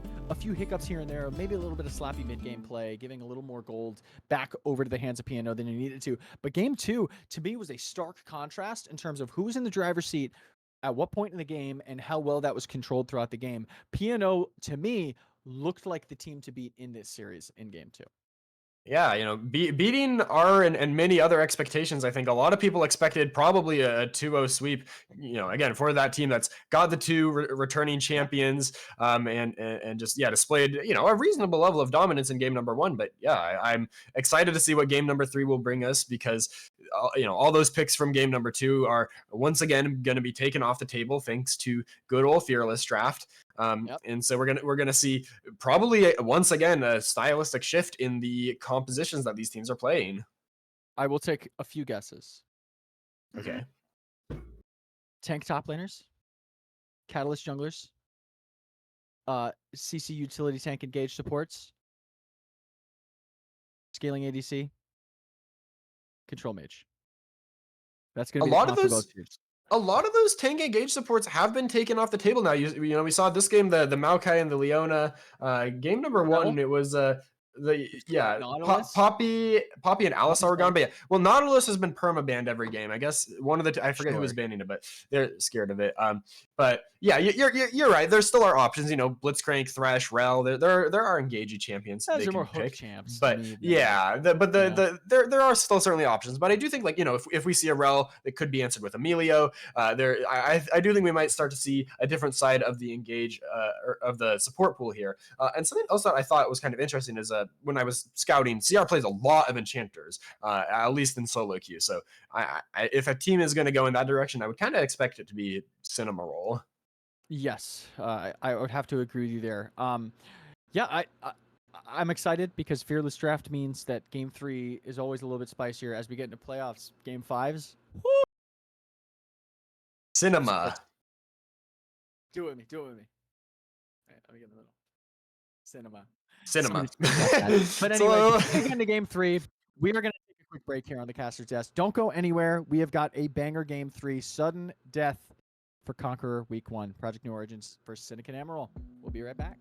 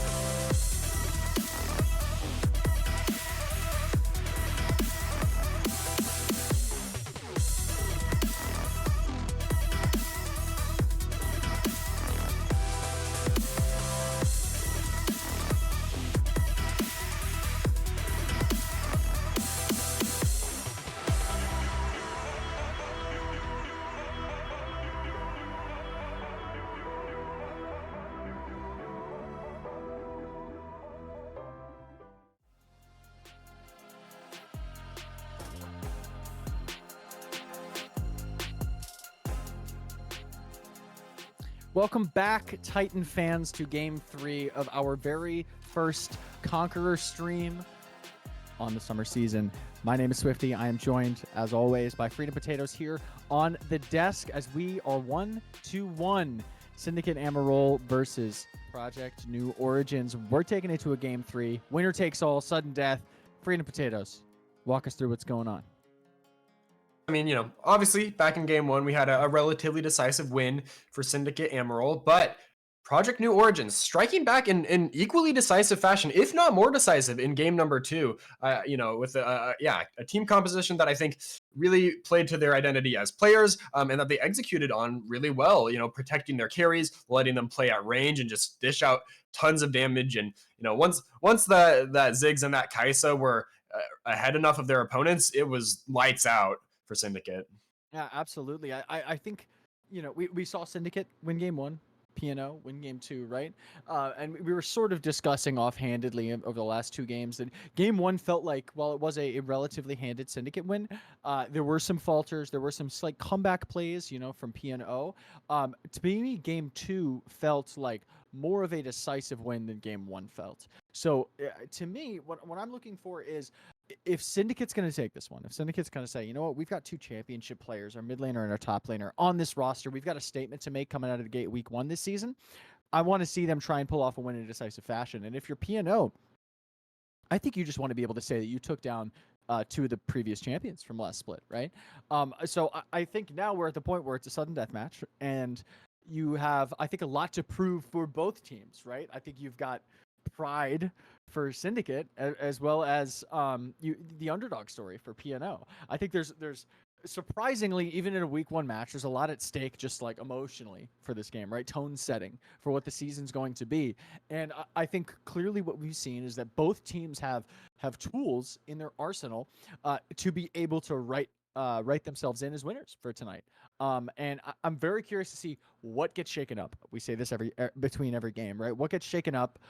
We saw a sort of poke comp played very, very cleanly from P&O. I'll say like a quasi poke comp because they had excellent tools for Engage, right? Sort of a poke comp into a follow-up on Engage from P&O for game 2, as opposed to like a really heavy early skirmish and sort of bloody fighting team from both teams in game 1. So I like we said at the end of last game before we threw it to break, what changes? Is it going to be more engaged tank junglers? We're running thin on that pool, as you are not engaged tank junglers, engaged tank supports. We're running thin on that pool, as you sort of pointed out. Is it going to be still more catalyst junglers? Are we getting more play safe, zoning, control magey mid, artillery magey mid? Are we going to get some more spicy picks coming out? I know the Fireman is a big proponent of like Gwen in the mid lane. Like, are we going to see some spicy stuff like that? And while this isn't quite rather a 5-game series where you get the Silver Scrapes Fearless draft where just you get wild picks, it is a 3-game series, and this is where you start to see, okay, what teams have deep enough pools that they can pull out interesting drafts come game 3. Yeah, I mean, I think we're going to see, a lot of those staple junglers, staple supports, as you mentioned, are out of the pool. Those picks that you can pick them, and you can kind of say, even if they counter me, I'm still going to get reliable value 100% of the time. Like that Jarvan, like that Xin Zhao. And yeah, I think we're going to see the players have to, fall back maybe on comfort instead of meta a bit more now. And that's where the really interesting matchups are going to come from. We might start seeing, like enchanter supports, maybe more carry oriented junglers, that type of thing, which, can make the game shake out a lot differently. Yeah, absolutely. When you force a team who has maybe a very clear identity in terms of what their win conditions they like for specific compositions are. When you put a team in a position where they have to pull out something new, games always get interesting. And when you have to do it for both teams, games always get even more interesting, which is why I love Fearless so much. But we're going to throw it into draft here for game 3. Let's see how things shake up. I anticipate we do have a side switch again. Syndicate has, just for our viewers at home, opted to take red side. They're going to go for R5. I believe we're going to see a Rengar ban right here, even though I disagree with it. It's interesting that the teams are taking red these days. I feel like at least in the last split of Conqueror, teams were very often opting for blue, and I think in a lot of our playoff series we saw like 100% win rate blue side games where like you might go a full 5 games and the deciding factor is just who gets blue side. Yeah. So But to be fair, both red teams have won tonight. yeah, that is true. Piano was So on red side won. I don't know if something has changed to kind of increase the value of counter picks a little more. I do feel like there's not as many like of those like Thanos champions where you B1 them and it's just like, oh, we gave that over. GG. Sure. Especially with Fearless knocking those out as the series continues. Yeah, to me it also I think it varies depending upon what elo you're playing into. Like I think if you were to take a look at Amoroll, which by the way, tune in tomorrow for Amoroll. I'll be there. When you look at Amoroll, like what B1 picks are incredibly important, and then you look at like say Conqueror, or you look at Divinity, which are different elos, right? Different skill levels. I think you see like a huge difference placed on B1 versus like R5, just depending on what ranks, what teams you're playing at. So I think it can shake up at any point. But we're actually we're getting into some interesting picks already. We do see the B1 Trist, followed by the Scorpion Man himself, Captain Flower's favorite champion, Skarner, and Nico, which is a flex pick actually. Like that can go mid, that can go support, it can go jungle with Skarner going top technically, and responded to by Lilia. What do you think so far, Potatoes? So far, I like what P&O's got going on. At least like the Tristana and Lilia are really high damage champions, carry champions that can shred through the Skarner if he's not particularly ahead. And Trist has great tools to escape those engagers from Skarner. I think like against Trist, you kind of want something that's very snappy. You can lock her down before she gets that buster shot off, before she gets that rocket jump out of town. And now we're gonna see the SYN pick and answer with a Gwen. That could be pretty disastrous for P&O because, I mean, once she gets a few items in, Gwen absolutely shreds that champion. But she might struggle with target access on the others. I'd like to note that I pointed this out before. It is a flex pick for mid-top. Like technically you can go jungle too, but with the Skarner on the table, I mean, unless they send Skarner top into SYN, which I don't know what the benefit of that would be when you have the Gwen already locked in. These are 3 flex picks for Syndicate, so anything goes. It is a game 3. It is Fearless draft.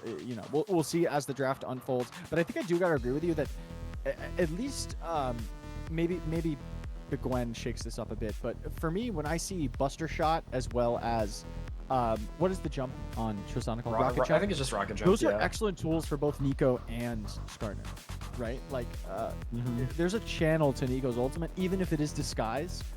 Disguise. But it looks like they're actually going to take the Tristana to mid and the Xayah down in bot lane, who also has a great tool to get away from Nico with, the Featherstorm. Yeah, Featherstorm. Featherstorm. And they're going to pick the classic duo. We got those splash arts lined up. We did. So yeah, that's a bot lane that can put out a lot of aggression, but also has a lot of safety. Aphelios, not the strongest champion early game, but they are going to pair it with a Lulu. Oh, that's a gross combo. It is a very gross combo. I think Lulu is super strong, probably the strongest enchanter right now. I think maybe the strongest support in the game. In my opinion, I think very Lulu possibly. is just disgusting. But wow. And I do think for like P&O, with having 2 AD carries on your comp, you might have wanted an enchanter for yourself. Something that can really buff those up. But Rakan does offer a lot of engagement. That is also something that they needed. So I see the value out of that pick as well, certainly. They are lacking sort of like guaranteed CC though, a little bit on the side of P&O, right? Like you have your Dream Dust into Lilting Lullaby, which is incredibly hard CC, but it's not guaranteed, right? It requires a lot of setup. SYN CC is a knockout that requires a long channel. Unstoppable Onslaught is, it's not like guaranteed game-ending CC. You have the quickness from Rakan, but again, like that requires positional sort of effort, as well as Rakan's knock up the Grand Entrance, I believe it's called, as opposed to like Polymorph, like Skarner Impale, right? Nico Root, like these are really hard forms of CC that might be a little bit hard for P&O to respond to if Syndicate can pull it off. But with that being said, we are going to move into the 3rd game of week 1 in Titan Conqueror Summer 2025. We've got Syndicate Amoroll, 1 win. to Project New Origin. 1 win, Uh, sudden death, fearless draft. Let's get it.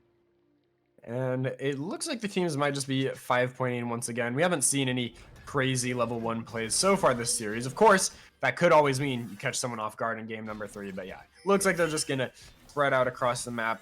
Bot lane for PNO, taking a little bit of control in the bushes down bot early on. They might be able to get a good trade onto Syndicate's bot lane when they show up, if they're not aware of that. Yeah, absolutely. I'm curious to see what, I guess, priority we see early from both of these teams. I think that Aphelios Lulu is obviously like a scaling lane. I don't think they have a lot of immediate kill pressure. I do think Zyra Khan pair very nicely in terms of early game playmaking, right?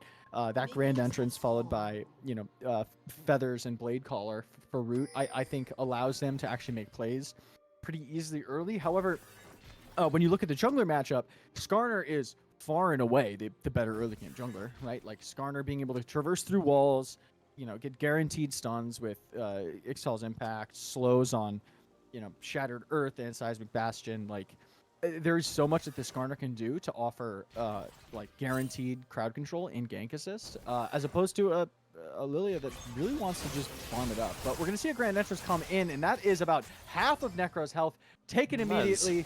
That's more than half even. That's yeah, like that is two-thirds, maybe that more. you can't be face checking the Rakan level 1, and yeah, that's exactly how the bot lane for PNO wanted things to start off. As we're getting another split screen, just get to watch these laners maybe trade onto each other a little bit more. But yeah, I do think that Project New Origins, they're gonna really need to play with their heads on a swivel, being able to look for the Skarner, finding those weird angles through the wall in the early game, because I think if they're able to avoid a lot of those, a lot of those early ganks, I do think their comp is very well set to deal with Skarner as a champion. Yeah.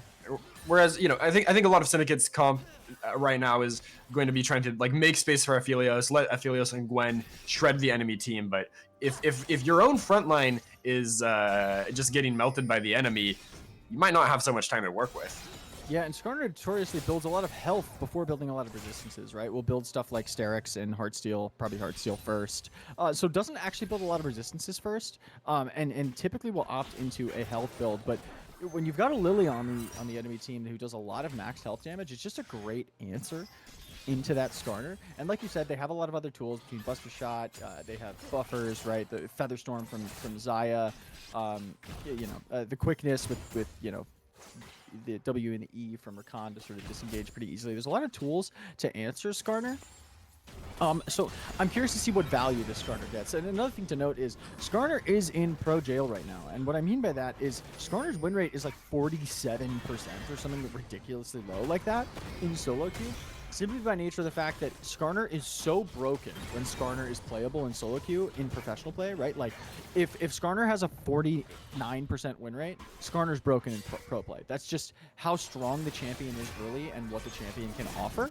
So, when we're looking at an elo that isn't pro, right? This is competitive play. It is organized play, so there's a lot more coordination and skill in terms of that, being exhibited here by these teams. But we're not dealing with challenger level gameplay here. You gotta wonder at what point does the weaknesses of the actual stats on the champion, how much is that going to come into play here? Go is going to look to steal away these Raptors here. I thought that might have been a E through the wall angle onto the Tristana, and that still might come out as it's Storm is very close to the Skarner. Gonna get hit, but I mean, doesn't quite has a rocket jump. Yep, yeah. Rocket jump just gets away. It's kind of a funny angle. Don't quite have the angle to pin the Tristana into the wall there. And yep, just gonna rocket jump. Say later, Halo 2 it out. Just rocket jump away. Again, I'm dating myself with these to me that's Team Fortress 2, but I mean that mechanic has existed since what, like I think it exists in like Quake or something. I mean some real old stuff. Probably. I don't know. I can't remember last time I played Quake. Anyway. I don't think I ever have, but but this is League of Legends, as we're just gonna see that Swirl Seed come through for a little bit of poke. Not gonna connect. And these junglers are just going to go back to... Wait, Lilia is just going to go start up the dragon. I don't know if they know that Skarner's top. And Phantasm did walk over the scuttle vision, but I don't know if they have the timing to come look for a contest here. I mean, the bot lane for Syndicate is pushed under the tower. Guo just backed, and Firemana did too, so I think that's going to be a completely uncontested first dragon, and it doesn't really come at much of a cost for the side of PNO. Yeah, I'm going to be honest, that feels like a pretty illegal dragon take.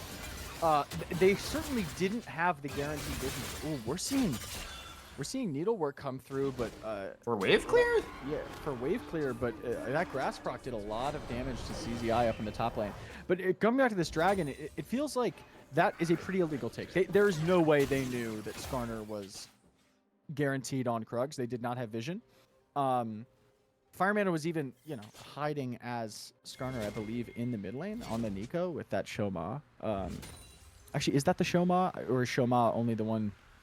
It's Shoma. Yeah, you know what I mean? Shoma, yeah. Yeah, Shoma I think is the acquired disguise of like a minion or something. But regardless, yeah, but the heavy prio in those lanes and the inability for Guo and Firemana looking in the jungle here. They got 6 on the Nico, which could be big if a play breaks out, but is able to sidestep this roll. Yeah, and looks like Guo is just going to end up giving that the gold for that control word over to Quantum Force. That is, something that is not always talked about. Like, obviously, you want to be buying vision, but when you spend 75 gold on a control ward and it gets taken out within seconds of you placing it, that's just, you spend 75. Yeah, you spend 75, they get 25. That's 100 gold right there that didn't really do too much. So you gotta be tactical with when and where you choose to put those wards down. Absolutely, I got to agree with you. There's a huge emphasis, I think, in the League of Legends sort of, theory crafting and learning. Quantum Force. We're going to get a quickness from Quantum Force, and Necro's going to immediately take down to half as the Ignite comes out. But I'm not sure if Polymorph came out. I'm pretty sure it probably did. But Lulu disengage is enough to keep Necro alive. However, Flash is expended at the cost of Ignite. You take that every day if you're PNO. Swole Seed's going to come out, but it's not going to do much as Lilia shows herself on the bot side of the map. They might be setting up for a play here as they're stopping backs under tower. Both Lulu and Aphelios have now stopped those backs again, but I think they're going to leave it there. They're just going to take their tempo advantage. As CZI and 315 are now scrapping in the top lane, but these grass procs from 315 are actually doing work on Gwen.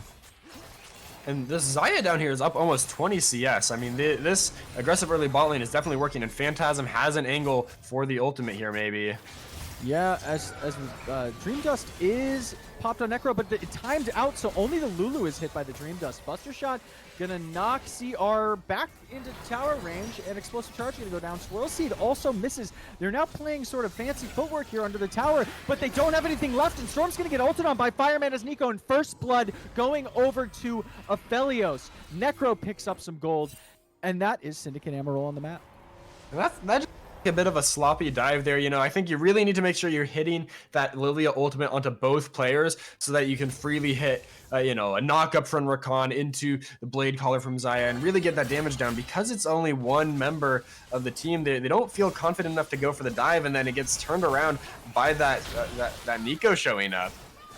To me, there's a huge mistake made here in that two members, Phantasm and Storm, go for like a half I'm not going to say what I was going to say, but a half-tried engage without Quantum or Onset, and they expend all of their tools to make that dive happen before the wave could even crash. And Storm is sitting there, sort of twiddling their thumbs and just gets ulted by Nico, takes a Pop Blossom to the face.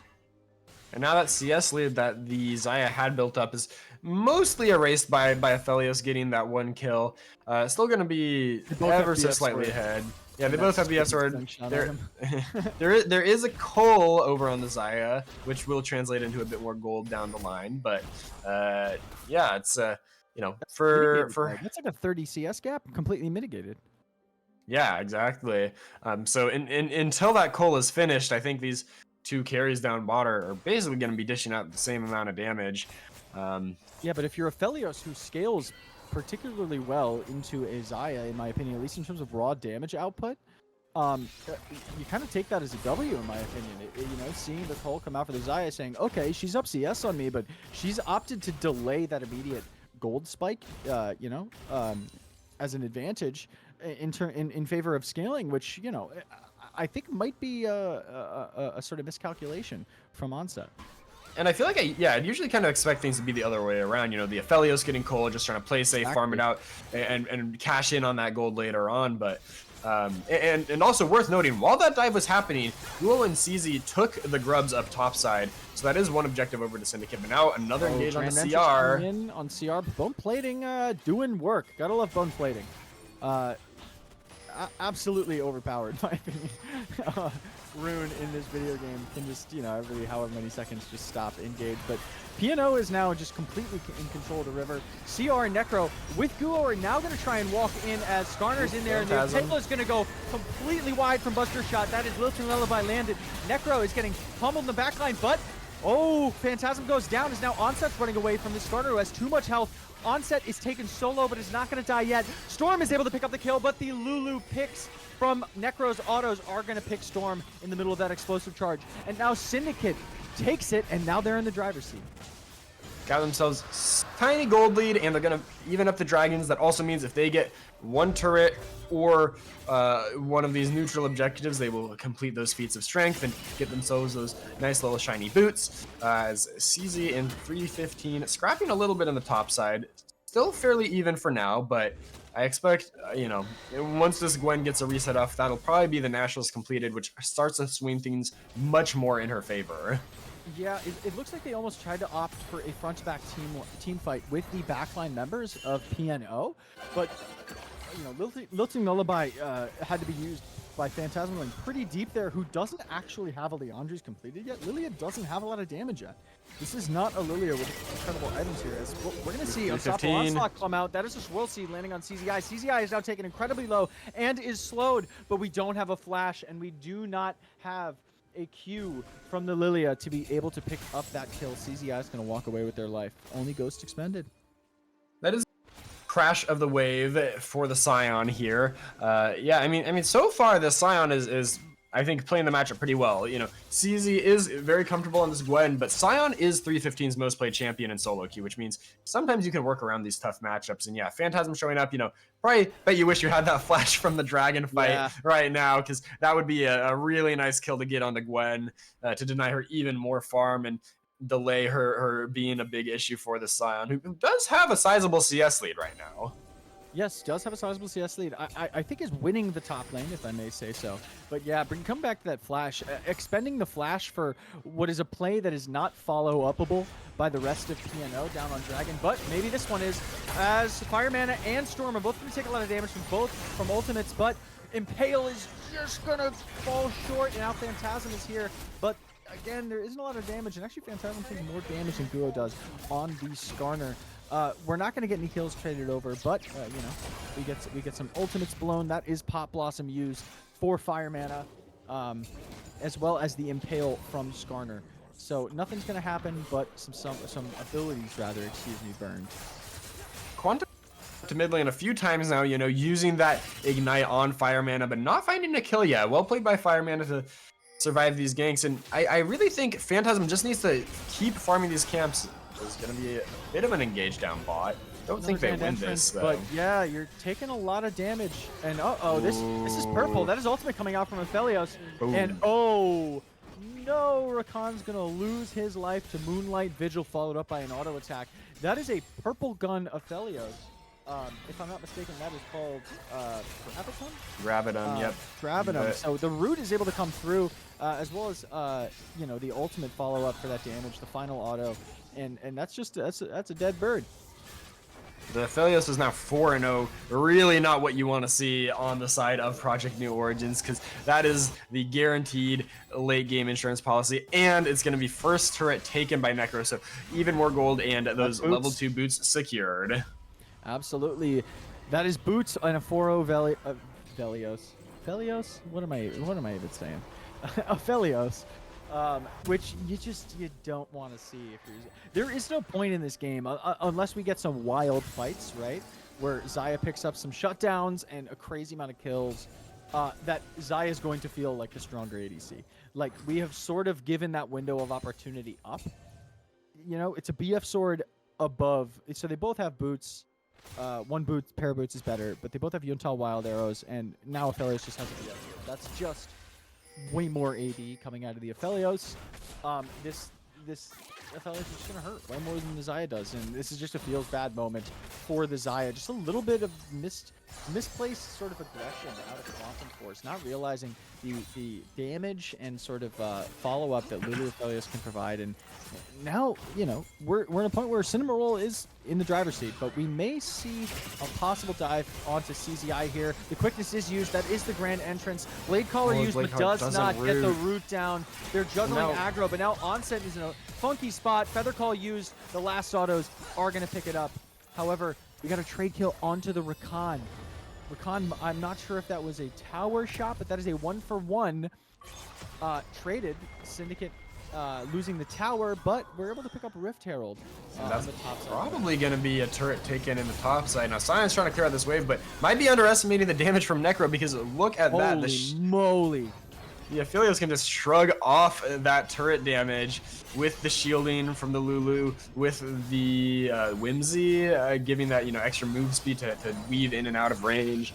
And yeah, that they're gonna need to do something about Necro, because this Aphelios is really strong right now. Yeah, scary Aphelios, and also that's Hollow Radiance and Negatron Cloak, so there is no armor on that Scion, which means Aphelios can just do as he please to that Scion.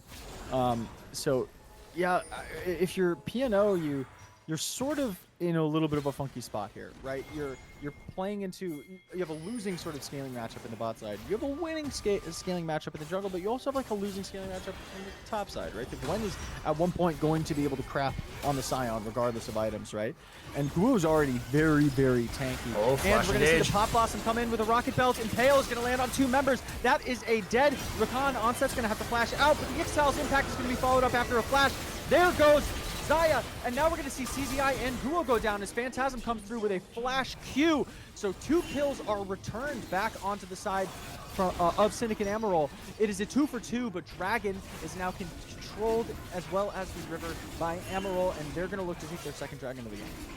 Phantasm could look for a steal. There is no jungler, so they have to pull this out and be a little bit afraid, but it looks like they're going to feel confident taking the Dragon. Nonetheless, that is going to be the second Dragon for Syndicate now, and Storm does get a few kills, and the gold lead is not as big as like our talk would have you think. You know, it's only 300. Right? Like, I don't know if that's obviously getting the Dragon feels good, but I don't think trading 2-for-2 in a situation like that feels good for Syndicate. Like, you have a 4-0 Aphelios. I'm a firm believer of the fact that you should not lose any fight that you want to take properly in this game as long as your Aphelios is there, right? And that was with Fireman landing like a pretty primo engage, you know, hitting the Flash Rocket Belt ultimate onto I think 3 members. I think you'd expect a much better outcome when that's how the fight starts off. Also, look at Tristana and Xayah's items. They are exactly the same. Actually, wait, look at Aphelios' items too. Outside of the upgraded, ADC itemization is fun and interesting and interactive. Thanks, I think this has got to be Nico's magic or something. You know, she's just cloning the builds so that they all look the same, just to trick us, just to have a little fun. Controlled into building the exact same items. Yep, there's clearly a pattern going on for the 3 ADCs in this game. But yeah, I gotta agree with you. Fireman, primo is a good word to use. Hit a absolutely primo Flash Rocket Belt Pop Blossom. And still somehow damage is enough to come out to be able to kill Guo. Again, Guo doesn't have a lot of resistances, right? The most of Guo's tankiness is coming from this Heart Steel. You know, there's plated steel caps, which is inevitably going to be effective into a double ADC comp. But you know, what is that last item called? Something Aegis? Aegis of the Legion? Aegis of the Legion, thank you. Is only like 25 armor and magic resist, if that at all. So there aren't a lot of resistances coming out for Skarner here. So Skarner, you know, if a fight goes long enough, is going to take a lot of damage, right? Heartsteel is not going to carry Skarner through a lot of percent max HP damage or stuff like an explosive charge or Xayah feathers, right? And I think we sort of see that come to fruition. Phantasm, yeah, fishing with the swirl speed, but nothing's gonna land. But does get rooted Fireman by on the Nico side. throwing. Oh my god, and the Aphelios damage is so scary. It is red-white Aphelios. You do not want to be taking that Quantum Force. Oh, and the slow's going to come through. That is a dead. Oh, wait a minute. One more auto hits, but it doesn't. Sleep. The Lilting Lullaby is going to prevent Quantum from losing their life. It's a close one, to say the least. I think Piano, not realizing how disgusting a 4-0 red-white gun Aphelios is, but is able to get out of it for free. Feather Call is going to have to be used because Guo's, Ixtal's Impact almost taking Onset into the tower there. Onset's going to look to try and clear a little bit, but the Aphelios push is a little bit too much. He's going to have to back off and give the turret. Yeah, I didn't even see how Firemana made it into that fight earlier. That was a very effective flank. I mean, no kill found, but it does lead to a turret going down. And now the Rift Herald also summoned up, I believe, which could be another one. Gwen is now in the bullying part, but oh my god, that is so much Tristana damage, and before I can even cast the play, CZI goes down. Guo might be in danger here. Ixtal's Impact going into Phantasm, but Phantasm isn't going to be able to take him down. That's only a Lulu Skarner. There is no damage there. Impaled use on no one, brought into the Aphelios, but not quite in range. One auto goes down onto Onset. Two autos go down onto Onset. That is too much damage, and they're going to have to back off of that one. Necro is hitting like an absolute truck right now. As we get a replay on the top side of CZ trying to take it. Yeah, just, trying to play the split push onto the Scion, and Scion is starting to struggle to hold this Gwen 1v1, but Storm is, I think, really kind of the bright spot for PNO at this point in the game. Does a lot of damage on this Tristana. Great use of the explosive charge. Rocket jump is going to follow up the kill, but as we see in the bottom right little corner screen of the map, we actually have Amoroll just free taking that Otacon, and that's Otacon secure for Amoroll. So this is a close game by all measures of the word, in my opinion. But Amoroll, I think, consistently finding small advantages to say that I think they are the winning team at this point in the game, but it is certainly close. I think anyone can take this one with enough calculated play. Potatoes. Phantasm keep farming up. This Skarner is up 30 CS right now, and that's just on a feel level doesn't feel like how that matchup should go. Well, obviously, there's been a lot of chaos this game, but as a jungler, it's not how that should go. To be quite honest with you, but this is League of Legends. Anything happens. Chaos happens, and yeah, Phantasm, looking for some plays before those items are found might have not been the best decision in the end. But we do have Dragon number 3. Well, Dragon number 4 of the game is Storm's caught by the Skarner, but no follow-up. But no follow-up. Firemana is waiting in the pit, disguised as Skarner, and has that Flash Rocket Belt Pop Blossom combo available once again. So look at Guo's frontlining ability, by the way. We just don't quite have the damage on Phantasm yet for the Qs from Lilia to mean anything. And CZI is picking up Cryo in this wave, but Ixtal's Impact can come on Quantum. Quantum's going to be taken down to about half health. Necro's autos are just too much. It is a blue-green affiliate, so not like the most optimal fighting, but again, this affiliate is just so strong. One auto down, 2 autos down on Phantasm. Quantum Force, but it's countered. There's the Pop Blossom. It's countered, and now they're not being able to move, but Fireman is going to go down really quick. Guo's out of the fight. Oh, Zaya is also going to go down. That is just too much damage coming out from CZI and Necro. As now Scion is the only one remaining with any health bars left. It is a 1-for-1 trade, but that is going to be third Dragon going over to Syndicate Amoroll. That's going to be the soul point most likely secure. Now, Phantasm is still here. Has the Flash, has the Smite, and has a Super Blast Cone to go in. I think this is worth it if you can make it happen, and it is going to be solid. It is going to pull it off. It's going to lose their life, but is going to get the blooming blows into Smite combination, and is going to show Guo who is boss on that one. 2 dragons to 2 potatoes. I mean, that's a really important dragon for PNO to get, because I think if Syndicate is on Soul Point, there's not a lot that they're going to be able to do to force it, but now that gives a lot of breathing room over to the side of Project New Origins. They're going to be able to, have that choice to give over one more dragon without it being absolutely devastating. They might be able to trade, and yeah, the true damage is just... The polymorph is late as heck, unfortunately. CR not quite able to move the mouse over a jumping Lilia and to get that polymorph off until after the Smite goes down. In hindsight, that technically should be a pretty easy secure for Amoroll with Lulu's polymorph, as summoner spells can't be used when you are polymorph. But, you know, just the sheer movement from the Blast Cone, I think, might have thrown CR off, and Phantasm's able to get the Smite Steal off. Yeah, the fast moving target, you know, you gotta be in aim labs, you know, you gotta be a FPS player to really track those targets moving at that speed. And yeah, it's a potentially game-changing steal. I mean, we still have an Aphelios that, well, he's very ahead, but look at the items. It's just the crit cloak that in the pocket right now. Yeah, yes, it's 1,000 gold, but until that last whisper is upgraded, it's not actually gonna mean like too much right now. Yeah, we have items coming online, by the way. Leandri's is online. We still have a Dark Seal, unfortunately, on an O2 for Lilia. But suffice it to say, there is a Leandri's, another Haunting Guise. We've opted for Boots of Swiftness, which I think is an awesome move on Lilia. So damage is coming through from this Lilia. So Guo is going to start to feel that in fights for sure. However, so much of the gold value and damage on Syndicate is indexed into Necro. Necro is sort of the sole damage dealer on this team right now. Fire Mana does deal damage to some extent, but the real use of this Nico pick in the mid lane is that Pop Blossom.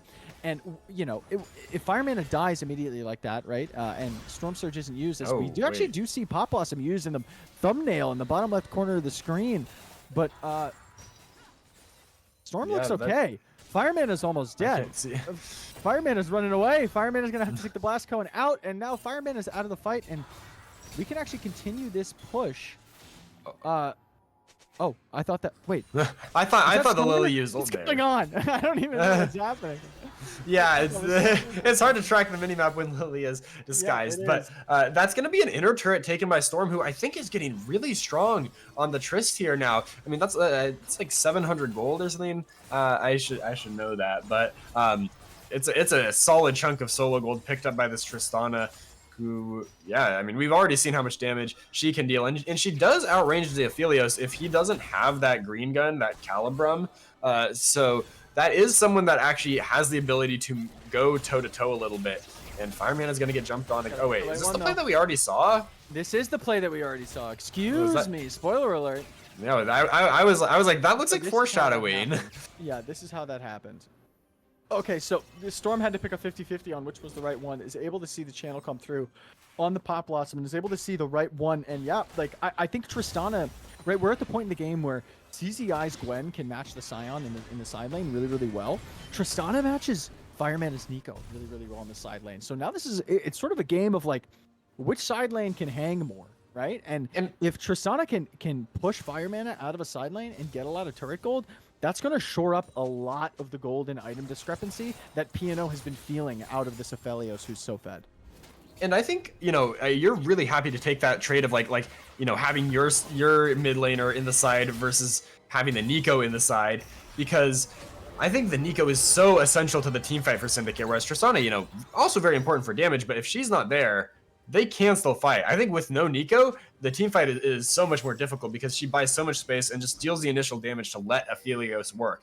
Her engage is way harder to respond to than the Skarnars. And yeah, if she's stuck making sure that Tristana's not getting multiple turrets in a row, like that's playing right into P&O's hands. So Syndicate might have to force a play sometime soon, because this Tristana is a huge issue now. As I hear Toby meowing, I think that play is to force a dragon, which we see spawning in 8 seconds. This is third dragon for both teams. Tristana is now on the top side of the map, matching into the Gwen. Both have teleport up, but let's see. P&O might be opting for a Gambit here. They might say, you know what? That's not Soul. You can take that.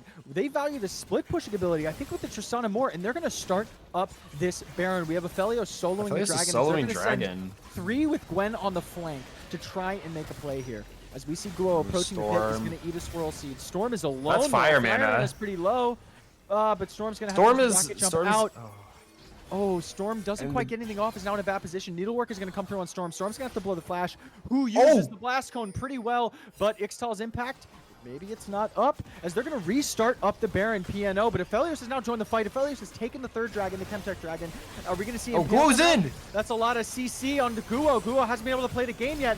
Impale comes out, followed up by the Pop Blossom. They aren't able to have the damage. That is one member of PNO going down, but there's a lot of Stacies on the side of Syndicate Amoroll, but another member goes down, another member goes down. This is just 315, standing in middle of 4, but Phantasm is able to pick up the Lulu. 315 is going to go down, enter that zombie state.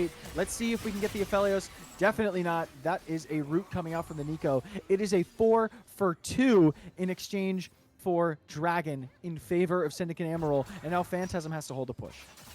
I think PNO needed to just commit to that Baron a little harder. Storm was in a bit of an awkward flank space, but actually was buying so much time, but they pulled off the Baron to try to help that Tristana, and you know, whether she dies or not, I think they might have had the DPS with the Xayah and the Lilia to just get that objective, and that would have made it all feel very worth it. But yeah, instead, you know, no one gets the Baron, they just lose the Dragon and go down a little bit more gold. Still in striking distance of Syndicate though, just a 1.5k. They are still totally able to win a fight if they find their angle.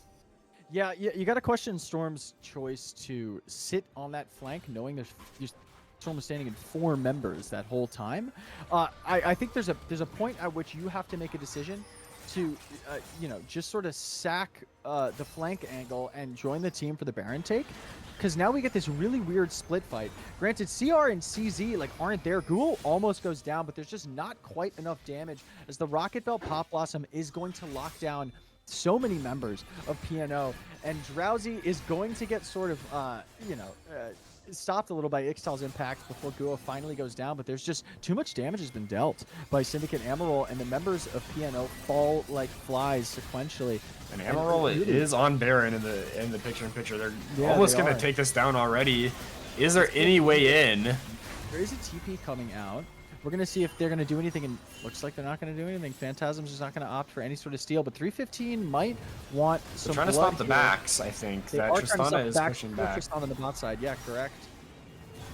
Ooh, but yeah, that's, I mean, basically just a free Baron given over. They might be able to trade an inhib turret, but I don't think that's worth. Necro is a bit alone, but Quantum Force almost goes down just looking for that W.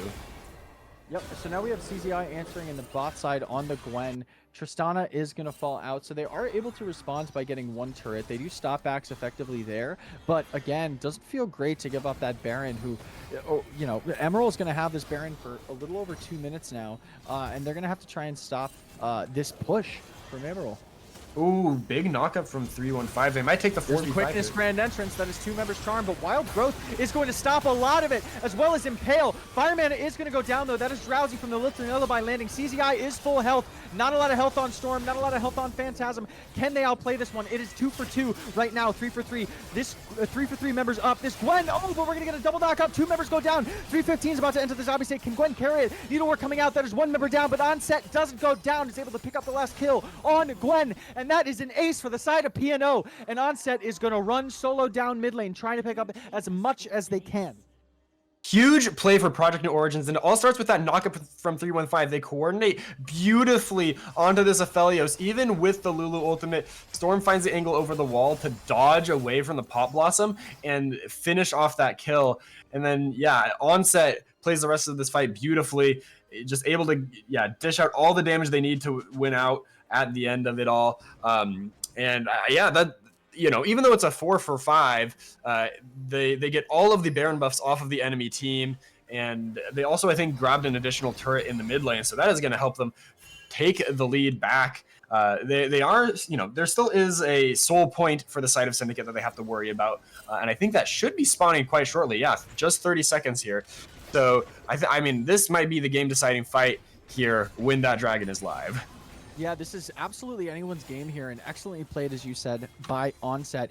Let's see how this one starts up. We don't have optimal guns on Necro. Quantum in a little bit of a weird spot, but is playing Recon, can kind of position however he wants. We see Amoroll now has control of this Dragon Pit, and maybe PNO is going to respond with a mid-wave push? I mean, you want to get mid-prio before the dragon, but we've seen how fast Necro can take these objectives. If they aren't able to walk in, and, you know, they have Fireman disguised as a Skarner, I think that dragon might just go down before they get in. 7,000 health and dropping fast. It is. It is. That is Dragon Soul secured with no answer from PNO, and I think they realized their mistake there as Lilting Lullaby, or not Lilting Lullaby, Swirl Seed into Lilting Lullaby is going to land onto Necro, but can any of them get there? There's the knock-up and the quickness. Necro is going to go down so low, but the Buster Shot doesn't actually get the kill, and it's just going to push Necro to safety as we lose Storm on the back end of this fight. Phantasm is sitting with Flash alone in pit. Guo is going to run into 315 as a wet noodle fight. But remember, Guo only really has health as Xayah might go down, or excuse me, Xayah might take the kill. Excuse me, Sion's going to take the kill onto Guo in the front line of this fight. It is a 1-for-1 as Guo sort of outstays his welcome there on the back end of that fight. But critically, that is Chemtech Soul secured for the side of Amoroll. Soul is secured, but there's still maybe a bit of a window for PNO to get a little bit of turret damage. Never mind, they're just gonna back off. But yeah, I don't know if I agree with them going for that mid play unless they decide to really just commit and, you know, try to take that inhib. I still don't think it would be worth it. Soul is so valuable. But yeah, that was a really close fight. I think if Storm gets like one more auto attack before throwing out that Buster Shot, then Necro goes down. I didn't quite see if Storm was just forced to ult because they were about to die. But yeah, that was almost a really well played fight once again from PNO. But it's just a 1-for-1 in the end. And read it's a miscalculation of damage, and help picks hadn't come out until Buster Shot was used. So I think the last bit of damage was shielded by the Lulu. So Wild Growth was used in response to the quickness and Grand Entrance from Rakan. But the shielding from Lulu, as we'll get a replay here and get to be able to look at it, I think the shielding was enough to sort of keep Necro alive here. As this Swirl Seed, we're going to get to it in a second. We're going to see Phantasm throw a really nice Swirl Seed from sort of north of the river here. That's going to land on two members, the two highest damage dealing members. Bam. So then we're going to go in. We get knockups as we're going to get a lot of damage. Storm is taken very low and is taking a lot of damage from CZI. And that might have worked out. Yeah. And it doesn't quite get the damage. That fight goes completely differently if Necro dies there. I think that is game over. I like the way that PNO was able to kind of split around the Nico ult. It looked like it should have hit more people, but they actually, I think only like 2 or 3 of them ended up getting hit by it, which allows that fight to be really close. And yeah, I think that's a bit of panic from Storm that, you know, if Phantasm is able to stay hitting Necro with one or like, you know, another Q, another W, whatever it is, that is probably a dead Aphelios and a one team fight. And if PNO wins that fight there, they don't care about losing the soul, you know, that's game. That could have been game. It was incredibly close. So I do kind of see the angle where, yeah, if they, you know, have that mid wave already pushed out and they're able to take a winning fight, it's really good for them. But I do have to think like you really need to play for that vision control around the river. I think they can go for the wave without completely giving up that control. It's easy. Might find 315 here. Oh. Never mind. That SYN is pretty tanky. Very good with his movement as well. Been dodging a lot of the snips out of this Gwen. You know, is able to sort of mitigate what I think is a pretty disadvantageous matchup in the side lane this late in the game. Right, this is 2 level 18 champions, and you sort of don't want to be the SYN most of the time. But I do think 315 has shown a good amount of proficiency on the SYN to play this you know, a very bad, generally speaking, matchup and make it look pretty even. Yeah, not bad at all. I mean, Gwen still has the push, and SYN still has to cede a lot of pressure in that lane. But the fact that SYN is surviving and is able to buy time and is able to actually keep CZI occupied in that side lane, I think speaks volumes to 315's proficiency on the champion, as you said. Now the Baron has respawned. And Syndicate Amoroll is once again trying to control the vision around here and set Fire Mana up for engage. This Nico has the Pot Blossom, has the Flash, has the Rocket Belt. And we've seen how scary that can be as Phantasm takes the cone in, but it's not going to be fully committed to. Going low, but here's Fire Mana. Oh, and it hits 3 members. Fire Mana immediately going to get traded for Rakan, but that's not the member that you want to go down. But Phantasm, that's too much damage. That is way too much damage. So Phantasm is going to get traded. We see Quantum Force go down, and oh no, SYN finally losing in that matchup that SYN should be losing into. They're going to start at the Baron Syndicate Amoroll, but look at Storm. Storm has an angle.